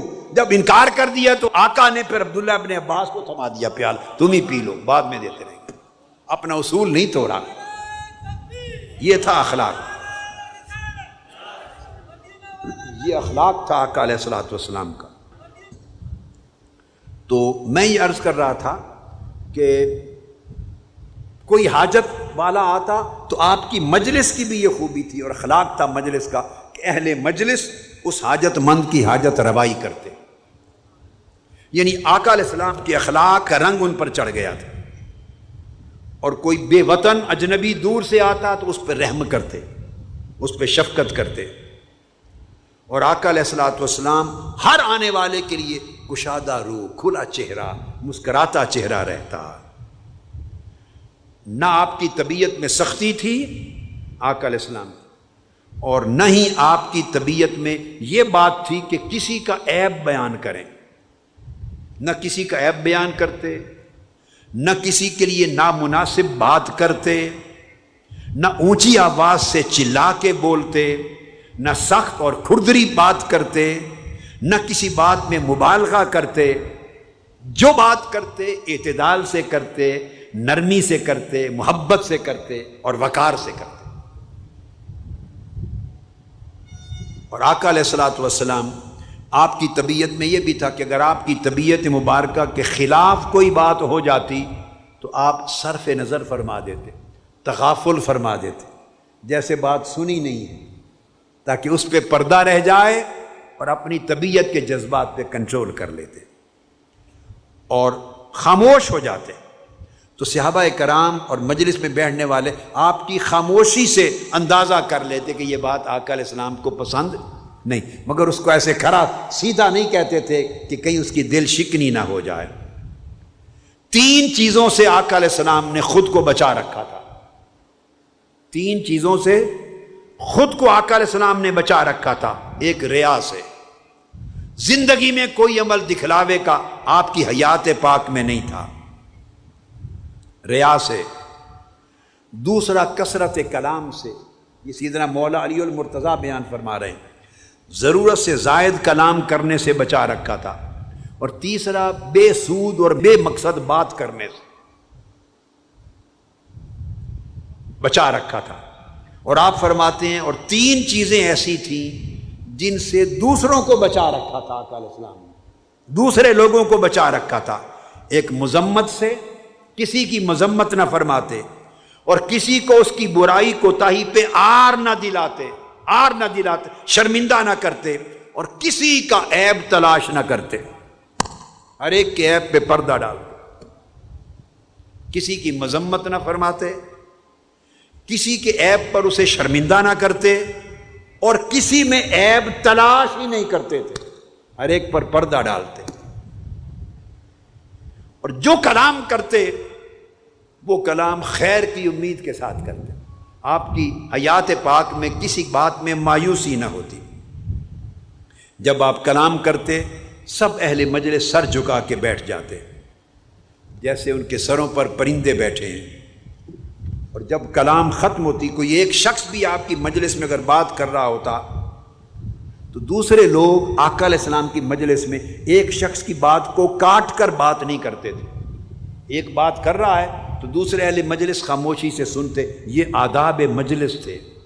یعنی آقا علیہ السلام کا رنگ مجلس پہ چڑھ گیا تھا، اور آپس میں جھگڑتے نہیں تھے لوگ۔ یہ میٹنگز کے آداب ہیں، یہ میٹنگز کے آداب ہیں۔ ایک دوسرے کی بات کو کاٹتے نہیں تھے، اپنی باری پر ہر اہل مجلس اپنی بات کہہ دیتا ادب کے ساتھ۔ پھر دوسرے کی بات آتی، وہ اس پر طعن و تشنیع نہ کرتا، اس کی بات کو نہ کاٹتا، وہ اپنے موقع پر اپنی باری پر اپنی بات کہہ دیتا۔ تیسرا شخص اپنی باری پر اپنی بات کہہ دیتا، اور ایک دوسرے پر کوئی چیختا نہیں تھا، ایک دوسرے کی بات کو کاٹتا کوئی نہیں تھا، اور ایک دوسرے کے کلام کی بے قدری اور توہین کوئی نہیں کرتا تھا، اور نزاع کا ماحول نہیں پیدا کرتا تھا کوئی۔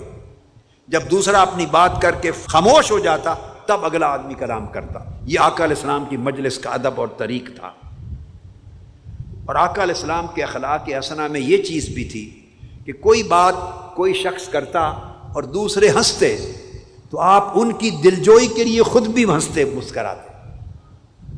ہنسنے والوں کے ساتھ اگر آپ نہ ہنسیں تو پھر ان کو تعجب ہوگا، شرمندگی سی ہوگی کہ ہم ہنسے ہیں اور آقا علیہ السلام نے شاید ہمارا ہنسنا پسند نہیں کیا۔ تو جب دوسرے ہنستے تو آپ بھی تبسم فرماتے تاکہ وہ اپنے ہنسنے کو انجوائے کرے۔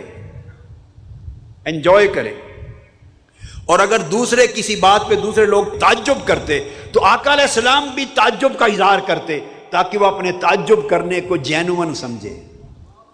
دوسرے کی طبیعت کا اتنا لحاظ فرماتے آقا علیہ السلام، خواہ آپ کے لیے وہ بات تعجب والی تھی یا نہیں تھی، دوسرے تعجب کر رہے ہیں تو آپ بھی تعجب کا اظہار فرماتے، دوسرے ہنس رہے ہیں انجوائے کر رہے ہیں تو آپ بھی اس پہ مسکراتے، تبسم فرماتے، تاکہ ہر بات میں اہل مجلس کی دلجوئی ہو اور بات کرنے والے کی دلجوئی ہو۔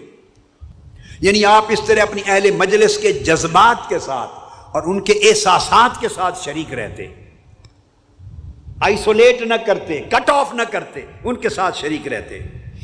کئی بار مجلس میں پردیسی لوگ آ جاتے، دیہاتوں کے رہنے والے، صحراؤں کے رہنے والے، بدو قبائل کے رہنے والے، کبھی کبھار آئے، ان کو آداب ہی معلوم نہیں، وہ آتا تو وہ بڑی اپنے اجڑ طریقے سے گفتگو کرتا. سیدنا مولا علی المرتضیٰ کرم اللہ وجہ الکریم کا لفظ تو یہ آیا ہے چونکہ وہ بیان کر رہے ہیں نا. آنے والا بدتمیزی سے بات کرتا، سختی سے بات کرتا، جو اس کا لہجہ ہے اس لہجے میں اونچی بات کرتا. تو آقا علیہ السلام اس کی اس طرح کی بات کو سن کر بھی تحمل فرماتے. اس کو یہ نہیں کہتے تھے بھئی آہستہ بات کرو کہ اس کو شرمندگی ہوگی اوروں کے سامنے. یہ نہ فرماتے کہ بات کرنے کا طریقہ سیکھو، یہ اچھا طریقہ نہیں. جس طرح سے بھی وہ بات کر لیتا آقا علیہ السلام تحمل سے بات سنتے. کئی بار ایسا ہوتا کوئی حاجت مند آتے، کسی نے ایک دن آپ کی چادر تھی گلے مبارک میں، وہ گردن مبارک میں اس کو کھینچ لیا، لپیٹی ہوئی تھی، جو کھینچا تو آپ کی گردن مبارک پہ ہلکا سا زخم آ گیا. صحابہ کرام مشتعل ہوئے، یہ کیا کر دیا؟ فرمایا نہیں، یہ آپس میں اسی طرح بلاتے ہیں ایک دوسرے کو، یہ انداز تھا. فرمایا نہیں، ان کا آپس میں اپنے قبیلے میں جس دیہات سے آیا یہ اسی طرح ان کا معمول ہے کرتے، کوئی بات نہیں، ان کو پتہ. پھر اس کی بات سنی، جو اس کی حاجت تھی اس کو پورا فرما دیا. یہ آقا علیہ السلام کے اخلاق اس انداز کے تھے. اور آپ فرماتے جب کسی حاجت مند کو دیکھو اپنے کام چھوڑ کر اس کی حاجت پوری کرو، اس کی ضرورت اور حاجت کو پورا کرو. اور جب کوئی شخص ثنا کرتا غیر ضروری تو اس کو قبول نہ فرماتے. سامنے منہ کے غیر ضروری کو تعریف کرتا، قبول نہ فرماتے. ہاں اگر کسی نے بھلائی کی یا احسان کیا ہے تو اس احسان کے بدلے میں بطور تشکر شکریہ کے طور پہ کوئی ثنا کے تعریف کے چند کلمات کہتا تو توازن کے اندر حد کے اندر اسے قبول فرماتے کہ یہ ٹھیک ہے انداز. تجاوز نہ کرنے دیتے. خود بھی آقا علیہ السلام کسی کی بات کو نہ کاٹتے تھے. کوئی شخص اگر بات کر رہا ہے تو جتنی دیر بھی کرتا آپ خاموشی سے سنتے رہتے، اس کی بات کاٹ کر خود بات شروع نہ کر دیتے. حد سے بڑھنے لگتا تو پھر اس کو رکواتے، شفقت کے ساتھ ختم کروا دیتے. یا اور حد سے بڑھنے جاتا تو آپ اٹھ کے تشریف لے جاتے. اور یہ بھی آقا علیہ الصلوۃ والسلام کا طریق تھا کہ آپ اچھے کام کرتے اس طریق سے کرتے کہ دیکھنے والے از خود اس کی پیروی کریں. اور بری چیزیں اور برے کام اگر آپ کے سامنے کوئی کرتا تو اس طرح اظہار فرماتے اپنی طبع مبارک کی نرمی کے ساتھ کہ دوسرے خود سمجھ جائیں یہ ناپسندیدہ چیز ہے تو اس کو لوگ ترک کر دیں. اور کوئی چیز اچانک ایسی نہ تھی کہ کوئی کرے تو یکایک بعض لوگ اچانک غصے میں آ جاتے ہیں، فوری غصے میں آ جاتے ہیں. کوئی چیز بھی آپ کو فوری غصہ نہیں دلاتی تھی. میں نے بتا دیا پہلے سوائے حق کے آپ غصے میں نہیں آتے تھے، طیش میں نہیں آتے تھے. ہر چیز صبر سے سنتے، بیدار مغزی سے سنتے، وسعت قلب سے سنتے اور فکر کے ساتھ سنتے. کوئی شخص زندگی میں ایسا نہیں آیا جس نے آپ سے کچھ مانگا ہو اور آپ نے آگے اس کو لا کہہ دیا، نہیں کہہ دیا. جس سائل نے سوال کیا ہے آقا علیہ السلام نے اسے دے کے بھیجا، کسی کو نہیں فرمایا. یہ لفظ نہیں آپ کی زبان اقدس پہ نہیں تھا. کسی کو مارا نہیں. حضرت انس بن مالک رضی اللہ تعالیٰ عنہ فرماتے ہیں، انس بن مالک 10 سال آپ کی خدمت میں رہا، پورے 10 سال. کئی بار بچے تھے، آقا علیہ السلام نے کسی کام بھیجا، آگے گلی میں گئے تو بچے کھیل رہے ہیں تو وہ بھول کے بچوں کے ساتھ کھیلنے لگ گئے. دیر ہو گئی، فرمایا وہ انس نہیں آیا. انس بن مالک کسی کو بھیجا، پتہ کیا تو دیکھا آقا وہ کھیل رہا ہے بچوں کے ساتھ. چلو کسی اور کو کام کے لیے بھیج دیا. وہ فرماتے ہیں کہ 10 سال میں آقا کی خدمت میں رہا. 10 سال میں ایک واقعہ بھی ایسا نہیں ہوا کہ میں نے کوئی کام غلط کیا ہو اور آپ نے پوچھا ہو ایسا کیوں کیا.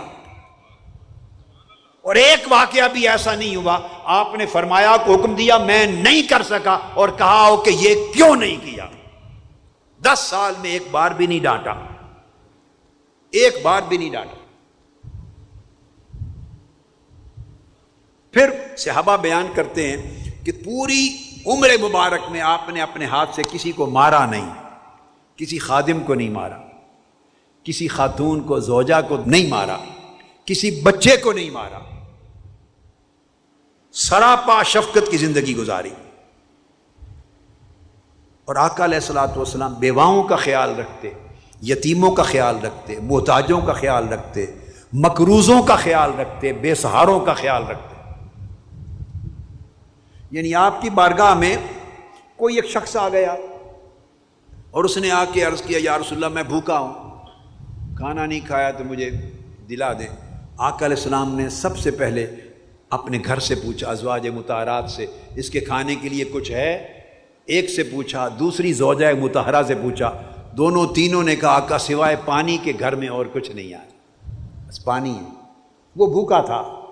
تو پھر آقا علیہ السلام نے ایک صحابی سے پوچھا، صحابہ کرام سے، تم میں سے کسی کے گھر میں ہو تو ہمارا مہمان ہے، ہمارا مہمان ہے، لے جاؤ اس کو کھانا کھلاؤ.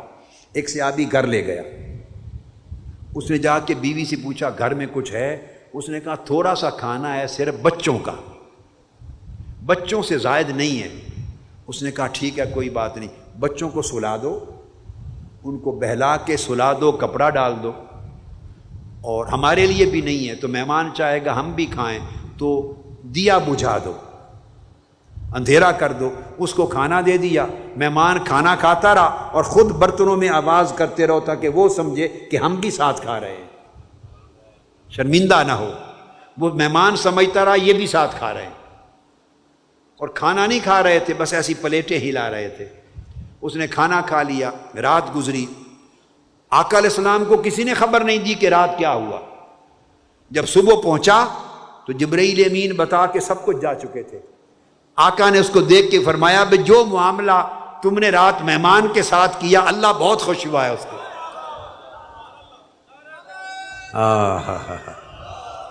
جو معاملہ تم نے مہمان کے ساتھ رات کیا تم نے اور تمہاری بیوی نے، اللہ بڑا خوش ہوا ہے اس کو، تمہارے کام پر اللہ بڑا خوش ہوا ہے. ان چیزوں کی اس طرح حوصلہ افزائی فرماتے. سخاوت کا عالم یہ تھا کہ اگر آپ کی خدمت میں کچھ پیش کر دیا جاتا تو اسے تقسیم کر کے ہی اٹھتے تھے، گھر نہیں لے جاتے تھے. ایک مرتبہ 70,000 درہم کسی نے آقا علیہ السلام کی بارگاہ میں رکھ دیے، ہدیہ دے دیا. 70,000 درہم آپ نے چٹائی پہ رکھوا دیا اور کہا بلال کو جاؤ مدینہ کے حاجت مندوں کو بلا لاؤ. سارے غربا، مساکین، یتامہ، حاجت مند آ گئے اور آقا علیہ السلام نے 70,000 درہم سارے ختم کر دیے. جود و سخا کا یہ عالم تقسیم کر دیے. جب سارے پیسے تقسیم ہو چکے اور کچھ نہیں بچا تو اس کے بعد ایک شخص آقا علیہ السلام کی بارگاہ میں آیا بعد میں، اور اس نے مانگا آقا میں مقروض ہوں، پریشان حال ہوں، مجھے ضرورت ہے، کچھ عطا کریں. آقا علیہ السلام نے اسے یہ نہیں فرمایا کہ پیسے ختم ہو گئے.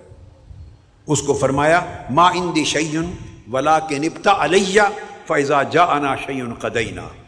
جا بازار میں جو جو چیز تمہیں چاہیے میرے نام پہ ادھار خرید لے، جب پیسے آئیں گے ہم ادھار ادا کر دیں. جو جو چاہیے خرید لے، جو چاہیے خرید لے. تو آقا علیہ الصلوۃ والسلام کسی سائل کو، کسی حاجت مند کو خالی نہیں موڑتے تھے، خالی نہیں موڑتے تھے. اور جب گفتگو فرماتے آقا علیہ الصلوۃ والسلام تو اتنے تحمل کے ساتھ گفتگو فرماتے کہ کوئی شخص اگر آپ کے الفاظ اور کلمات کو گننا چاہتا تو گن سکتا تھا. چونکہ پڑھے لکھے بھی تھے، اس میں ان پڑھ لوگ بھی بیٹھتے تھے، اس میں دیہاتی بھی بیٹھتے تھے، ہر سطح کے لوگ بیٹھتے. اتنے تحمل سے، بردباری سے کلام فرماتے کہ کوئی کلمات، الفاظ کو گننا چاہتا تو گن لیتا. اور بعض خاص چیزیں جب ارشاد فرماتے نصیحت کی تو 3 بار دہراتے. نصیحت جب کرتے ایک نصیحت اس کو 3 بار دہراتے تاکہ لوگوں کے ذہنوں میں راسخ ہو جائیں، ذہنوں میں راسخ ہو جائیں. اور آقا علیہ السلام اتنی آسان طریقے سے گفتگو فرماتے کہ ہر شخص آپ کے کلام کا معنی، مفہوم اور مراد سمجھ جاتا، ہر چیز سمجھ جاتا. اور بچوں کے ساتھ اور بعض اور لوگوں کے ساتھ ان کی دلجوئی کے لیے مزاح بھی فرماتے. آقا علیہ السلام مزاح بھی فرماتے تھے. کئی واقعات ہیں ایسے. چلنے میں آقا علیہ السلام کا بڑا وقار تھا، چلتے تو وقار کے ساتھ چلتے. طبیعت میں بڑی نفس اور قلب اطہر میں سخاوت تھی، شجاع بھی تھے. آواز آئی مدینہ پاک میں ایک رات کے اندھیرے میں باہر سب صحابہ سوئے ہوئے ہیں، آپ گھوڑا لے کے باہر پہاڑوں کی طرف نکل گئے تنہا، اور سارا چکر لگا کے واپس آئے۔ پوچھا یا رسول اللہ آپ اکیلے؟ فرمایا آواز آئی تھی، میں نے سمجھا کوئی دشمن حملہ آور نہ ہو رہا، تو میں نے اپنے سوئے ہوئے لوگوں کو نہیں جگایا، میں تنہا چلا گیا۔ اتنے شجاع تھے، بہادری کا یہ پیکر تھے۔ امت کے لیے ہر وقت آقا علیہ السلام غم زدہ رہتے، اپنے صحابہ کے لیے، اپنے اہل مجلس کے لیے، امت کے لیے۔ یہ غم زدگی، ہر وقت غم زدہ رہنا، فکر مند رہنا، بے خواہ رہنا، ہمدرد رہنا، یہ ایمان کا تقاضا اور آقا علیہ السلام کی سنت ہے اور آپ کے اخلاق کا حصہ۔ طبیعت میں اتنی سہولت اور اتنا اعتدال تھا کہ جب کبھی دو کام آپ کے سامنے آتے، دو آپشنز، تو دو آپشنز میں سے جو آسان ہوتی اس کو اختیار فرماتے، مشکل کام میں نہ جاتے۔ ایک کام قدرے مشکل ہوتا، ایک آسان ہوتا، اگر آسان کو اپنانے میں گناہ نہیں ہے، اگر آسان کام کو اپنانے میں گناہ نہیں ہے تو آقا علیہ السلام ہمیشہ آسان کام کو اپناتے، ایسر کو اپناتے، یعنی امت کو سبق دیتے کہ خود کو بلا وجہ مشکل میں نہ ڈالا کرو۔ مشکل میں جو ہر رات ساری رات قیام کرتے تھے صحابہ، آقا علیہ السلام نے ان کو منع کیا کہ ہر روز روزے رکھتے تھے، منع کیا کہ ساری رات قیام نہ کیا کرو، تمہارے نفس کا تم پہ حق ہے، تمہاری بیوی کا تم پہ حق ہے، اللہ کے حق کے ساتھ ہر روز روزہ نہ رکھا کرو، منع کیا۔ تو بعض صحابہ نے اجازت مانگ لی، جب بڑھاپا آیا تو آپ نے اجازت ان کے اصرار پر دے دی، تو وہ کہا کرتے تھے کاش میں نے آقا کی نصیحت پہ عمل کر لیا ہوتا، آج مجھے نہ یہ سمجھ آتی ہے کروں یا یہ سمجھ آتی ہے۔ تو ہمیشہ آقا علیہ السلام امت کو آسانی کی ترغیب دیتے، اعتدال کی ترغیب دیتے، مشکل سے بچاتے، ہر عمل جو بھی ہوتا آسان عمل کو اختیار کرنے پر ترجیح دیتے۔ پھر آپ کی طبیعت مقدسہ میں اور آپ کے مزاج کے ساتھ تعلیمات میں تواضع اور انکساری سے محبت فرماتے، فخر اور عجب اور استکبار اس کو مذموم جانتے، خود بھی تواضع اور انکساری۔ آقا علیہ السلام فرماتے پاؤں پھیلا کے مت بیٹھا کرو، نہ آقا خود مجلس میں پاؤں پھیلا کے بیٹھتے، اس طرح بیٹھتے فرماتے کہ جیسے ایک غلام بیٹھتا، میرا بیٹھنا غلاموں کا بیٹھنا، اللہ کے حضور شان عبدیت کے ساتھ بیٹھتے۔ تو تواضع کو آقا علیہ السلام نے ہمیشہ اپنایا، اور حیا آقا علیہ السلام نے اتنا تھا کہ صحابہ کرام کہتے ہیں کہ کماری تو شیزہ میں بھی اتنا حیا نہیں جو آقا علیہ السلام کی حیات پاک میں حیا تھا، حیا تھا۔ کوئی چیز ناپسند فرماتے تو اس کی ناپسندیدگی کے لیے لفظ بھی نہ بولتے، آپ کے چہرے کے جو حیادار چہرہ تھا اس کے تأثرات سے پتہ چلتا کہ حضور کی طبیعت کو یہ بات ناگوار گزری ہے۔ دوسرے کا بھی اتنا حیا فرماتے کہ اس کی دل چکنی بھی نہ ہو۔ اور آپ کے اخلاق حسنہ اور معمولات طیبہ میں سے تھا جب کوئی مریض ہو جاتا تو اس کی عیادت کو جاتے، اور عیادت کے لیے ترجیح دیتے پیدل جانا۔ اب لمبے سفر ہیں تو آف کورس آدمی گاڑی پہ جائے گا، وہ سفر چھوٹے تھے، مگر چھوٹا سفر ہوتا تو پیدل جانے کو ترجیح دیتے، مگر عیادت کرنے جاتے جب اس بیمار کی بیماری کو تیسرا دن ہوتا، تیسرا دن ہوتا تو اسے مریض تصور کرتے، پھر اس کی عیادت کے لیے تشریف لے جاتے آقا علیہ الصلوۃ والسلام۔ پھر آقا علیہ السلام باندیوں اور غلاموں پر شفقت کرتے۔ ایک باندی تھی دیوانی، لونڈی تھی، دیوانی تھی، وہ آقا علیہ السلام کا ہاتھ پکڑ لیا اس نے، اس کا کام کرنے والا کوئی نہیں تھا، سارے شہر مدینہ میں آقا علیہ السلام کو گھماتی۔ ایک دن تو آپ نے اپنے جوتے مبارک جوڑے بھی نہیں پہنے تھے، جوڑے بھی نہیں پہنے تھے، اس نے پکڑ لیا اور مدینہ پاک میں ننگے پاؤں آقا اس کے ساتھ گھومتے رہے، جتنے کام اس نے کہے آقا علیہ السلام نے کر دیے۔ پھر جب اس کے کام ختم ہو گئے تو واپس پلٹ کے آئے۔ باندیوں پر اتنی شفقت کرتے۔ مریض لوگ پانی لے کر کھڑے ہوتے مسجد کے باہر، آپ ہاتھ ڈال دیں، یخ بستہ پانی ہوتا تو ٹھنڈا یخ بستہ پانی ہاتھ ڈالتے جاتے، کسی کو نہ کہتے کہ بہت ٹھنڈا پانی ہے، کوئی کھڑا کر لیتا کھڑے ہو جاتے، کوئی دم کروانے والا آتا آقا دم کرتے، دعا کے لیے آتا تو آقا علیہ السلام دعا کرتے، اور غریبوں یتیموں مسکینوں کے ساتھ چلتے، اور کوئی غریب سے غریب آپ کو دعوت دیتا تو غریب کی دعوت رد نہ کرتے، اس کی دعوت کے لیے تشریف لے جاتے، دعوت کے لیے تشریف لے جاتے، اور چھوٹوں پر رحم فرماتے، چھوٹوں پہ رحم فرماتے اور اپنے گھر والوں کی گھریلو امور میں مدد فرماتے، حکم نہیں دیتے تھے، ان کے معاون ہوتے، گھر والوں کی ضروریات کا خیال رکھتے، ان کا کام کاج میں ہاتھ بٹاتے۔ آقا علیہ السلام کی بارگاہ میں کوئی ہدیہ دیتا، غریب بھی ہوتا، معمولی سا قبول فرماتے۔ صحابہ کو تعلیم کرتے کہ اگر رستوں میں بیٹھو تو نگاہ کو نیچے رکھا کرو، رستوں میں بیٹھو تو مظلوم نظر آئے تو اس کی مدد کیا کرو، اور صحابہ کرام کے درمیان بھائی چارہ پیدا کرتے، ہر وقت اس کی فکر رہتی، صحابہ کو بھائی بناتے، حاجت مند کو اہل ثروت کے ساتھ ملاتے، تاکہ سارے لوگ اجتماعی تکافل کی شکل میں اور باہمی تعامل اور تعاون کی شکل میں ایک دوسرے کی مدد کریں۔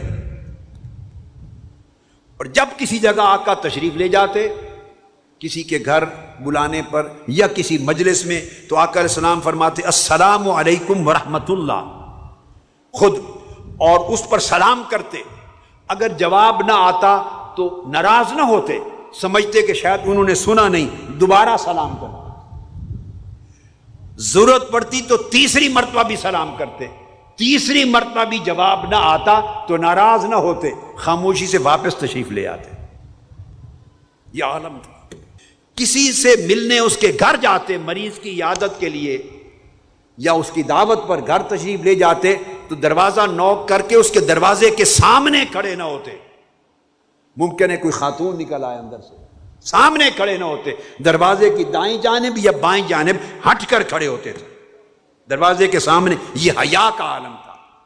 بچوں سے بھی ملتے تو آقا علیہ السلام سلام کرتے، اور خواتین کا اگر مجلس ہوتی تو گزرتے ہوئے ان کو بھی سلام کرتے، اور جب گزرتے صحابہ ملتے یا بچے ملتے سلام بھی کرتے، ان کے ساتھ دونوں ہاتھوں سے مصافحہ کرتے۔ پڑوسیوں کا خیال رکھتے آقا علیہ السلام، جو چیز بنتی پڑوسیوں کو بھیجتے، پڑوسیوں سے بھلائی کرنے کی تلقین کرتے، اس حد تک کہ بعض اوقات صحابہ سمجھتے کہ شاید انہیں ہماری وراثت میں بھی حصہ دار بنا رہے ہیں۔ لوگوں کو اذیت دینے سے آقا علیہ السلام منع فرماتے، اذیت سے منع فرماتے کہ کوئی کسی کو اذیت نہ دے۔ یتیموں کی کفالت فرماتے، اور یتیموں کی کفالت کرنے والے کو فرماتے کہ یتیموں کی کفالت کرنے والا جنت میں میرے ساتھ اس طرح ہوگا جیسے دو انگلیاں اکٹھی جڑی ہوئی۔ اور رستے سے گزرتے کوئی پتھر، کوئی ہڈی، کوئی کانٹا پڑا ہوتا، اپنے دست مبارک سے اسے ہٹا دیتے، رستہ خود صاف کر دیتے، اور منع کرتے کہ جب لوگ بھوکے ہوں تو کھانے کو جوڑ کے سنبھال کے نہ رکھا کرو، خزانہ نہ کیا کرو۔ جب کبھی غربت اور مشکل کا وقت آتا تو قربانی کا گوشت بھی ہوتا تو فرماتے کہ 3 دن تک جمع کرنا منع ہے، سارا ضرورت مندوں کو کھلا دو۔ جب پریشانی کا وقت ٹل جاتا پھر لوگوں کو اجازت دیتے کہ رکھ لیا کرو۔ حتیٰ کہ ایک یہودی بچہ آپ کی مجلس میں آتا، آپ کے جوڑے اٹھاتا تھا، خدمت کرتا تھا، تو غیر مسلم ہونے کی وجہ سے بھی اس کو ذاتی خدمت سے منع نہ فرماتے، چونکہ آپ رحمت للعالمین تھے، رحمت للمسلمین نہیں تھے، صرف مسلمانوں کے لیے رحمت نہیں تھے، تمام جہانوں کے لیے رحمت تھے۔ تو آپ کی بارگاہ میں آتا، مجلس میں بیٹھ کر جوڑے اٹھاتا، خدمت کرتا، تو آپ اس کو کبھی نہیں منع کیا۔ وہ بیمار ہو گیا، آپ نے پوچھا وہ بچہ نہیں آتا، تیسرا دن ہوا، پتہ چلا آقا علیہ السلام کی بارگاہ میں عرض کیا کہ آقا وہ بیمار ہو گیا ہے۔ اچھا، فرمایا چلو اس کی عیادت کے لیے چلتے۔ تو صحابہ کرام کو ساتھ لیا، اس کے گھر، یہودی کے گھر عیادت کے لیے تشریف لے گئے۔ یہ تھا بیمار پرسی کا عالم اور عیادت کا مزاج اور اخلاق۔ اس کے گھر گئے، اس کے سرانے بیٹھ گئے اور اس کی عیادت کی، اور عیادت کر کے اس کے گھر پہنچ کر اس سے فرمایا اس بچے کو کہ کلمہ پڑھ لو۔ وہ آپ کی مجلس میں آتا تھا، اس کو وہاں کبھی نہیں فرمایا تھا، آپ کی مجلس میں بیٹھتا تھا وہاں نہیں فرمایا تھا، معلوم ہے یہودی ہے۔ جب اس کے گھر تشریف لے گئے، عیادت کی، تو وہاں اس کے سرہانے بیٹھ کے فرمایا کلمہ پڑھ لو۔ صحابہ کرام کو یہ حکمت سمجھ نہیں آئی کہ ادھر مجلس میں روز آتا ہے کبھی نہیں فرمایا، اس کے گھر آ کے آج فرما رہے ہیں، سمجھ نہیں آئی۔ اس نے اپنے باپ کی طرف دیکھا، اس کا باپ اس کے ساتھ ہی کھڑا تھا، اس نے کہا مجھے کیا دیکھتے ہو، کبھی ایسا خوش نصیب بھی کوئی ہے محمد اس کے گھر جا کر کہیں کلمہ پڑھ لو؟ جو بات کہہ رہے ہیں مان لو۔ اس نے کلمہ پڑھ لیا، کلمہ اس نے پڑھا، آپ اس کے بعد نکلے، گھر سے باہر قدم رکھا، ابھی گلی میں ہی تھے کہ اس بچے کی روح پرواز کر گئی، اس کی ڈیتھ ہو گئی، وہیں خبر پہنچی مر گیا۔ آقا علیہ السلام نے فرمایا اس اللہ کا شکر ہے جس نے میری وجہ سے اس کو دوزخ سے بچا لیا۔ وہ دیکھ لیا تھا کہ جا رہا ہے، اس کو کلمہ پڑھا کے آئے، یہ اس کی خدمت کا صلہ عطا کیا۔ وہ جو مجلس میں آ کے خدمت کرتا تھا اس کا صلہ عطا کیا، ایمان دے کے دوزخ سے بچا لیا۔ اس طرح کرم کرنے والے تھے آقا علیہ الصلوۃ والسلام۔ یہ حضور علیہ الصلوۃ والسلام کے اخلاق تھے۔ یہ آپ کا پورا پیکر ہے جس کا ایک مختصر سا نقشہ آپ کے سامنے وقت کی گنجائش کے مطابق میں نے رکھا۔ اس کا بیان تو کوئی پوری عمر کرتا رہے تو نہیں ہو سکتا۔ اس امید سے کیا ہے کہ ہم اپنے اخلاق آقا علیہ السلام کے خلق حسن کے تذکرے سے سنواریں، اور وہی بات اس میں سے جتنا لے سکتے ہیں اتنا رنگ چڑھا لیں۔ تو میری بہنیں اور بیٹیاں بھی سن رہی ہیں ادھر اعتکاف گاہ میں، اور آپ بھی سن رہے ہیں، اور آقا علیہ السلام کی اس سیرت پاک اور اخلاق حسنہ کے اس نقشے سے بڑھ کر کامیاب، عزت والی، پرسکون، پرراحت زندگی اور کیا ہوگی؟ تو کیا ممکن ہے کہ آپ کچھ رنگ چڑھا لیں؟ بتائیں، ہاتھ کھڑا کر کے بتائیں، ممکن ہے کہ کچھ رنگ چڑھا لیں؟ اگر یہ رنگ چڑھ جائے تو کیا بات ہے، زندگی کا عالم ہی کچھ اور ہو جائے۔ یہ ماحصل ہوگا ہمارے اعتکاف کا۔ اس کو پوری زندگی سنتے رہیں، اس سبق کو۔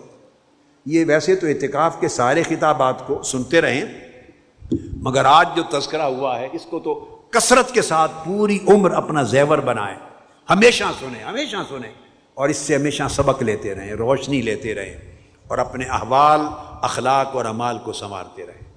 اللہ رب العزت ہمارے حال پہ کرم فرمائے۔ وما علینا الا البلاغ۔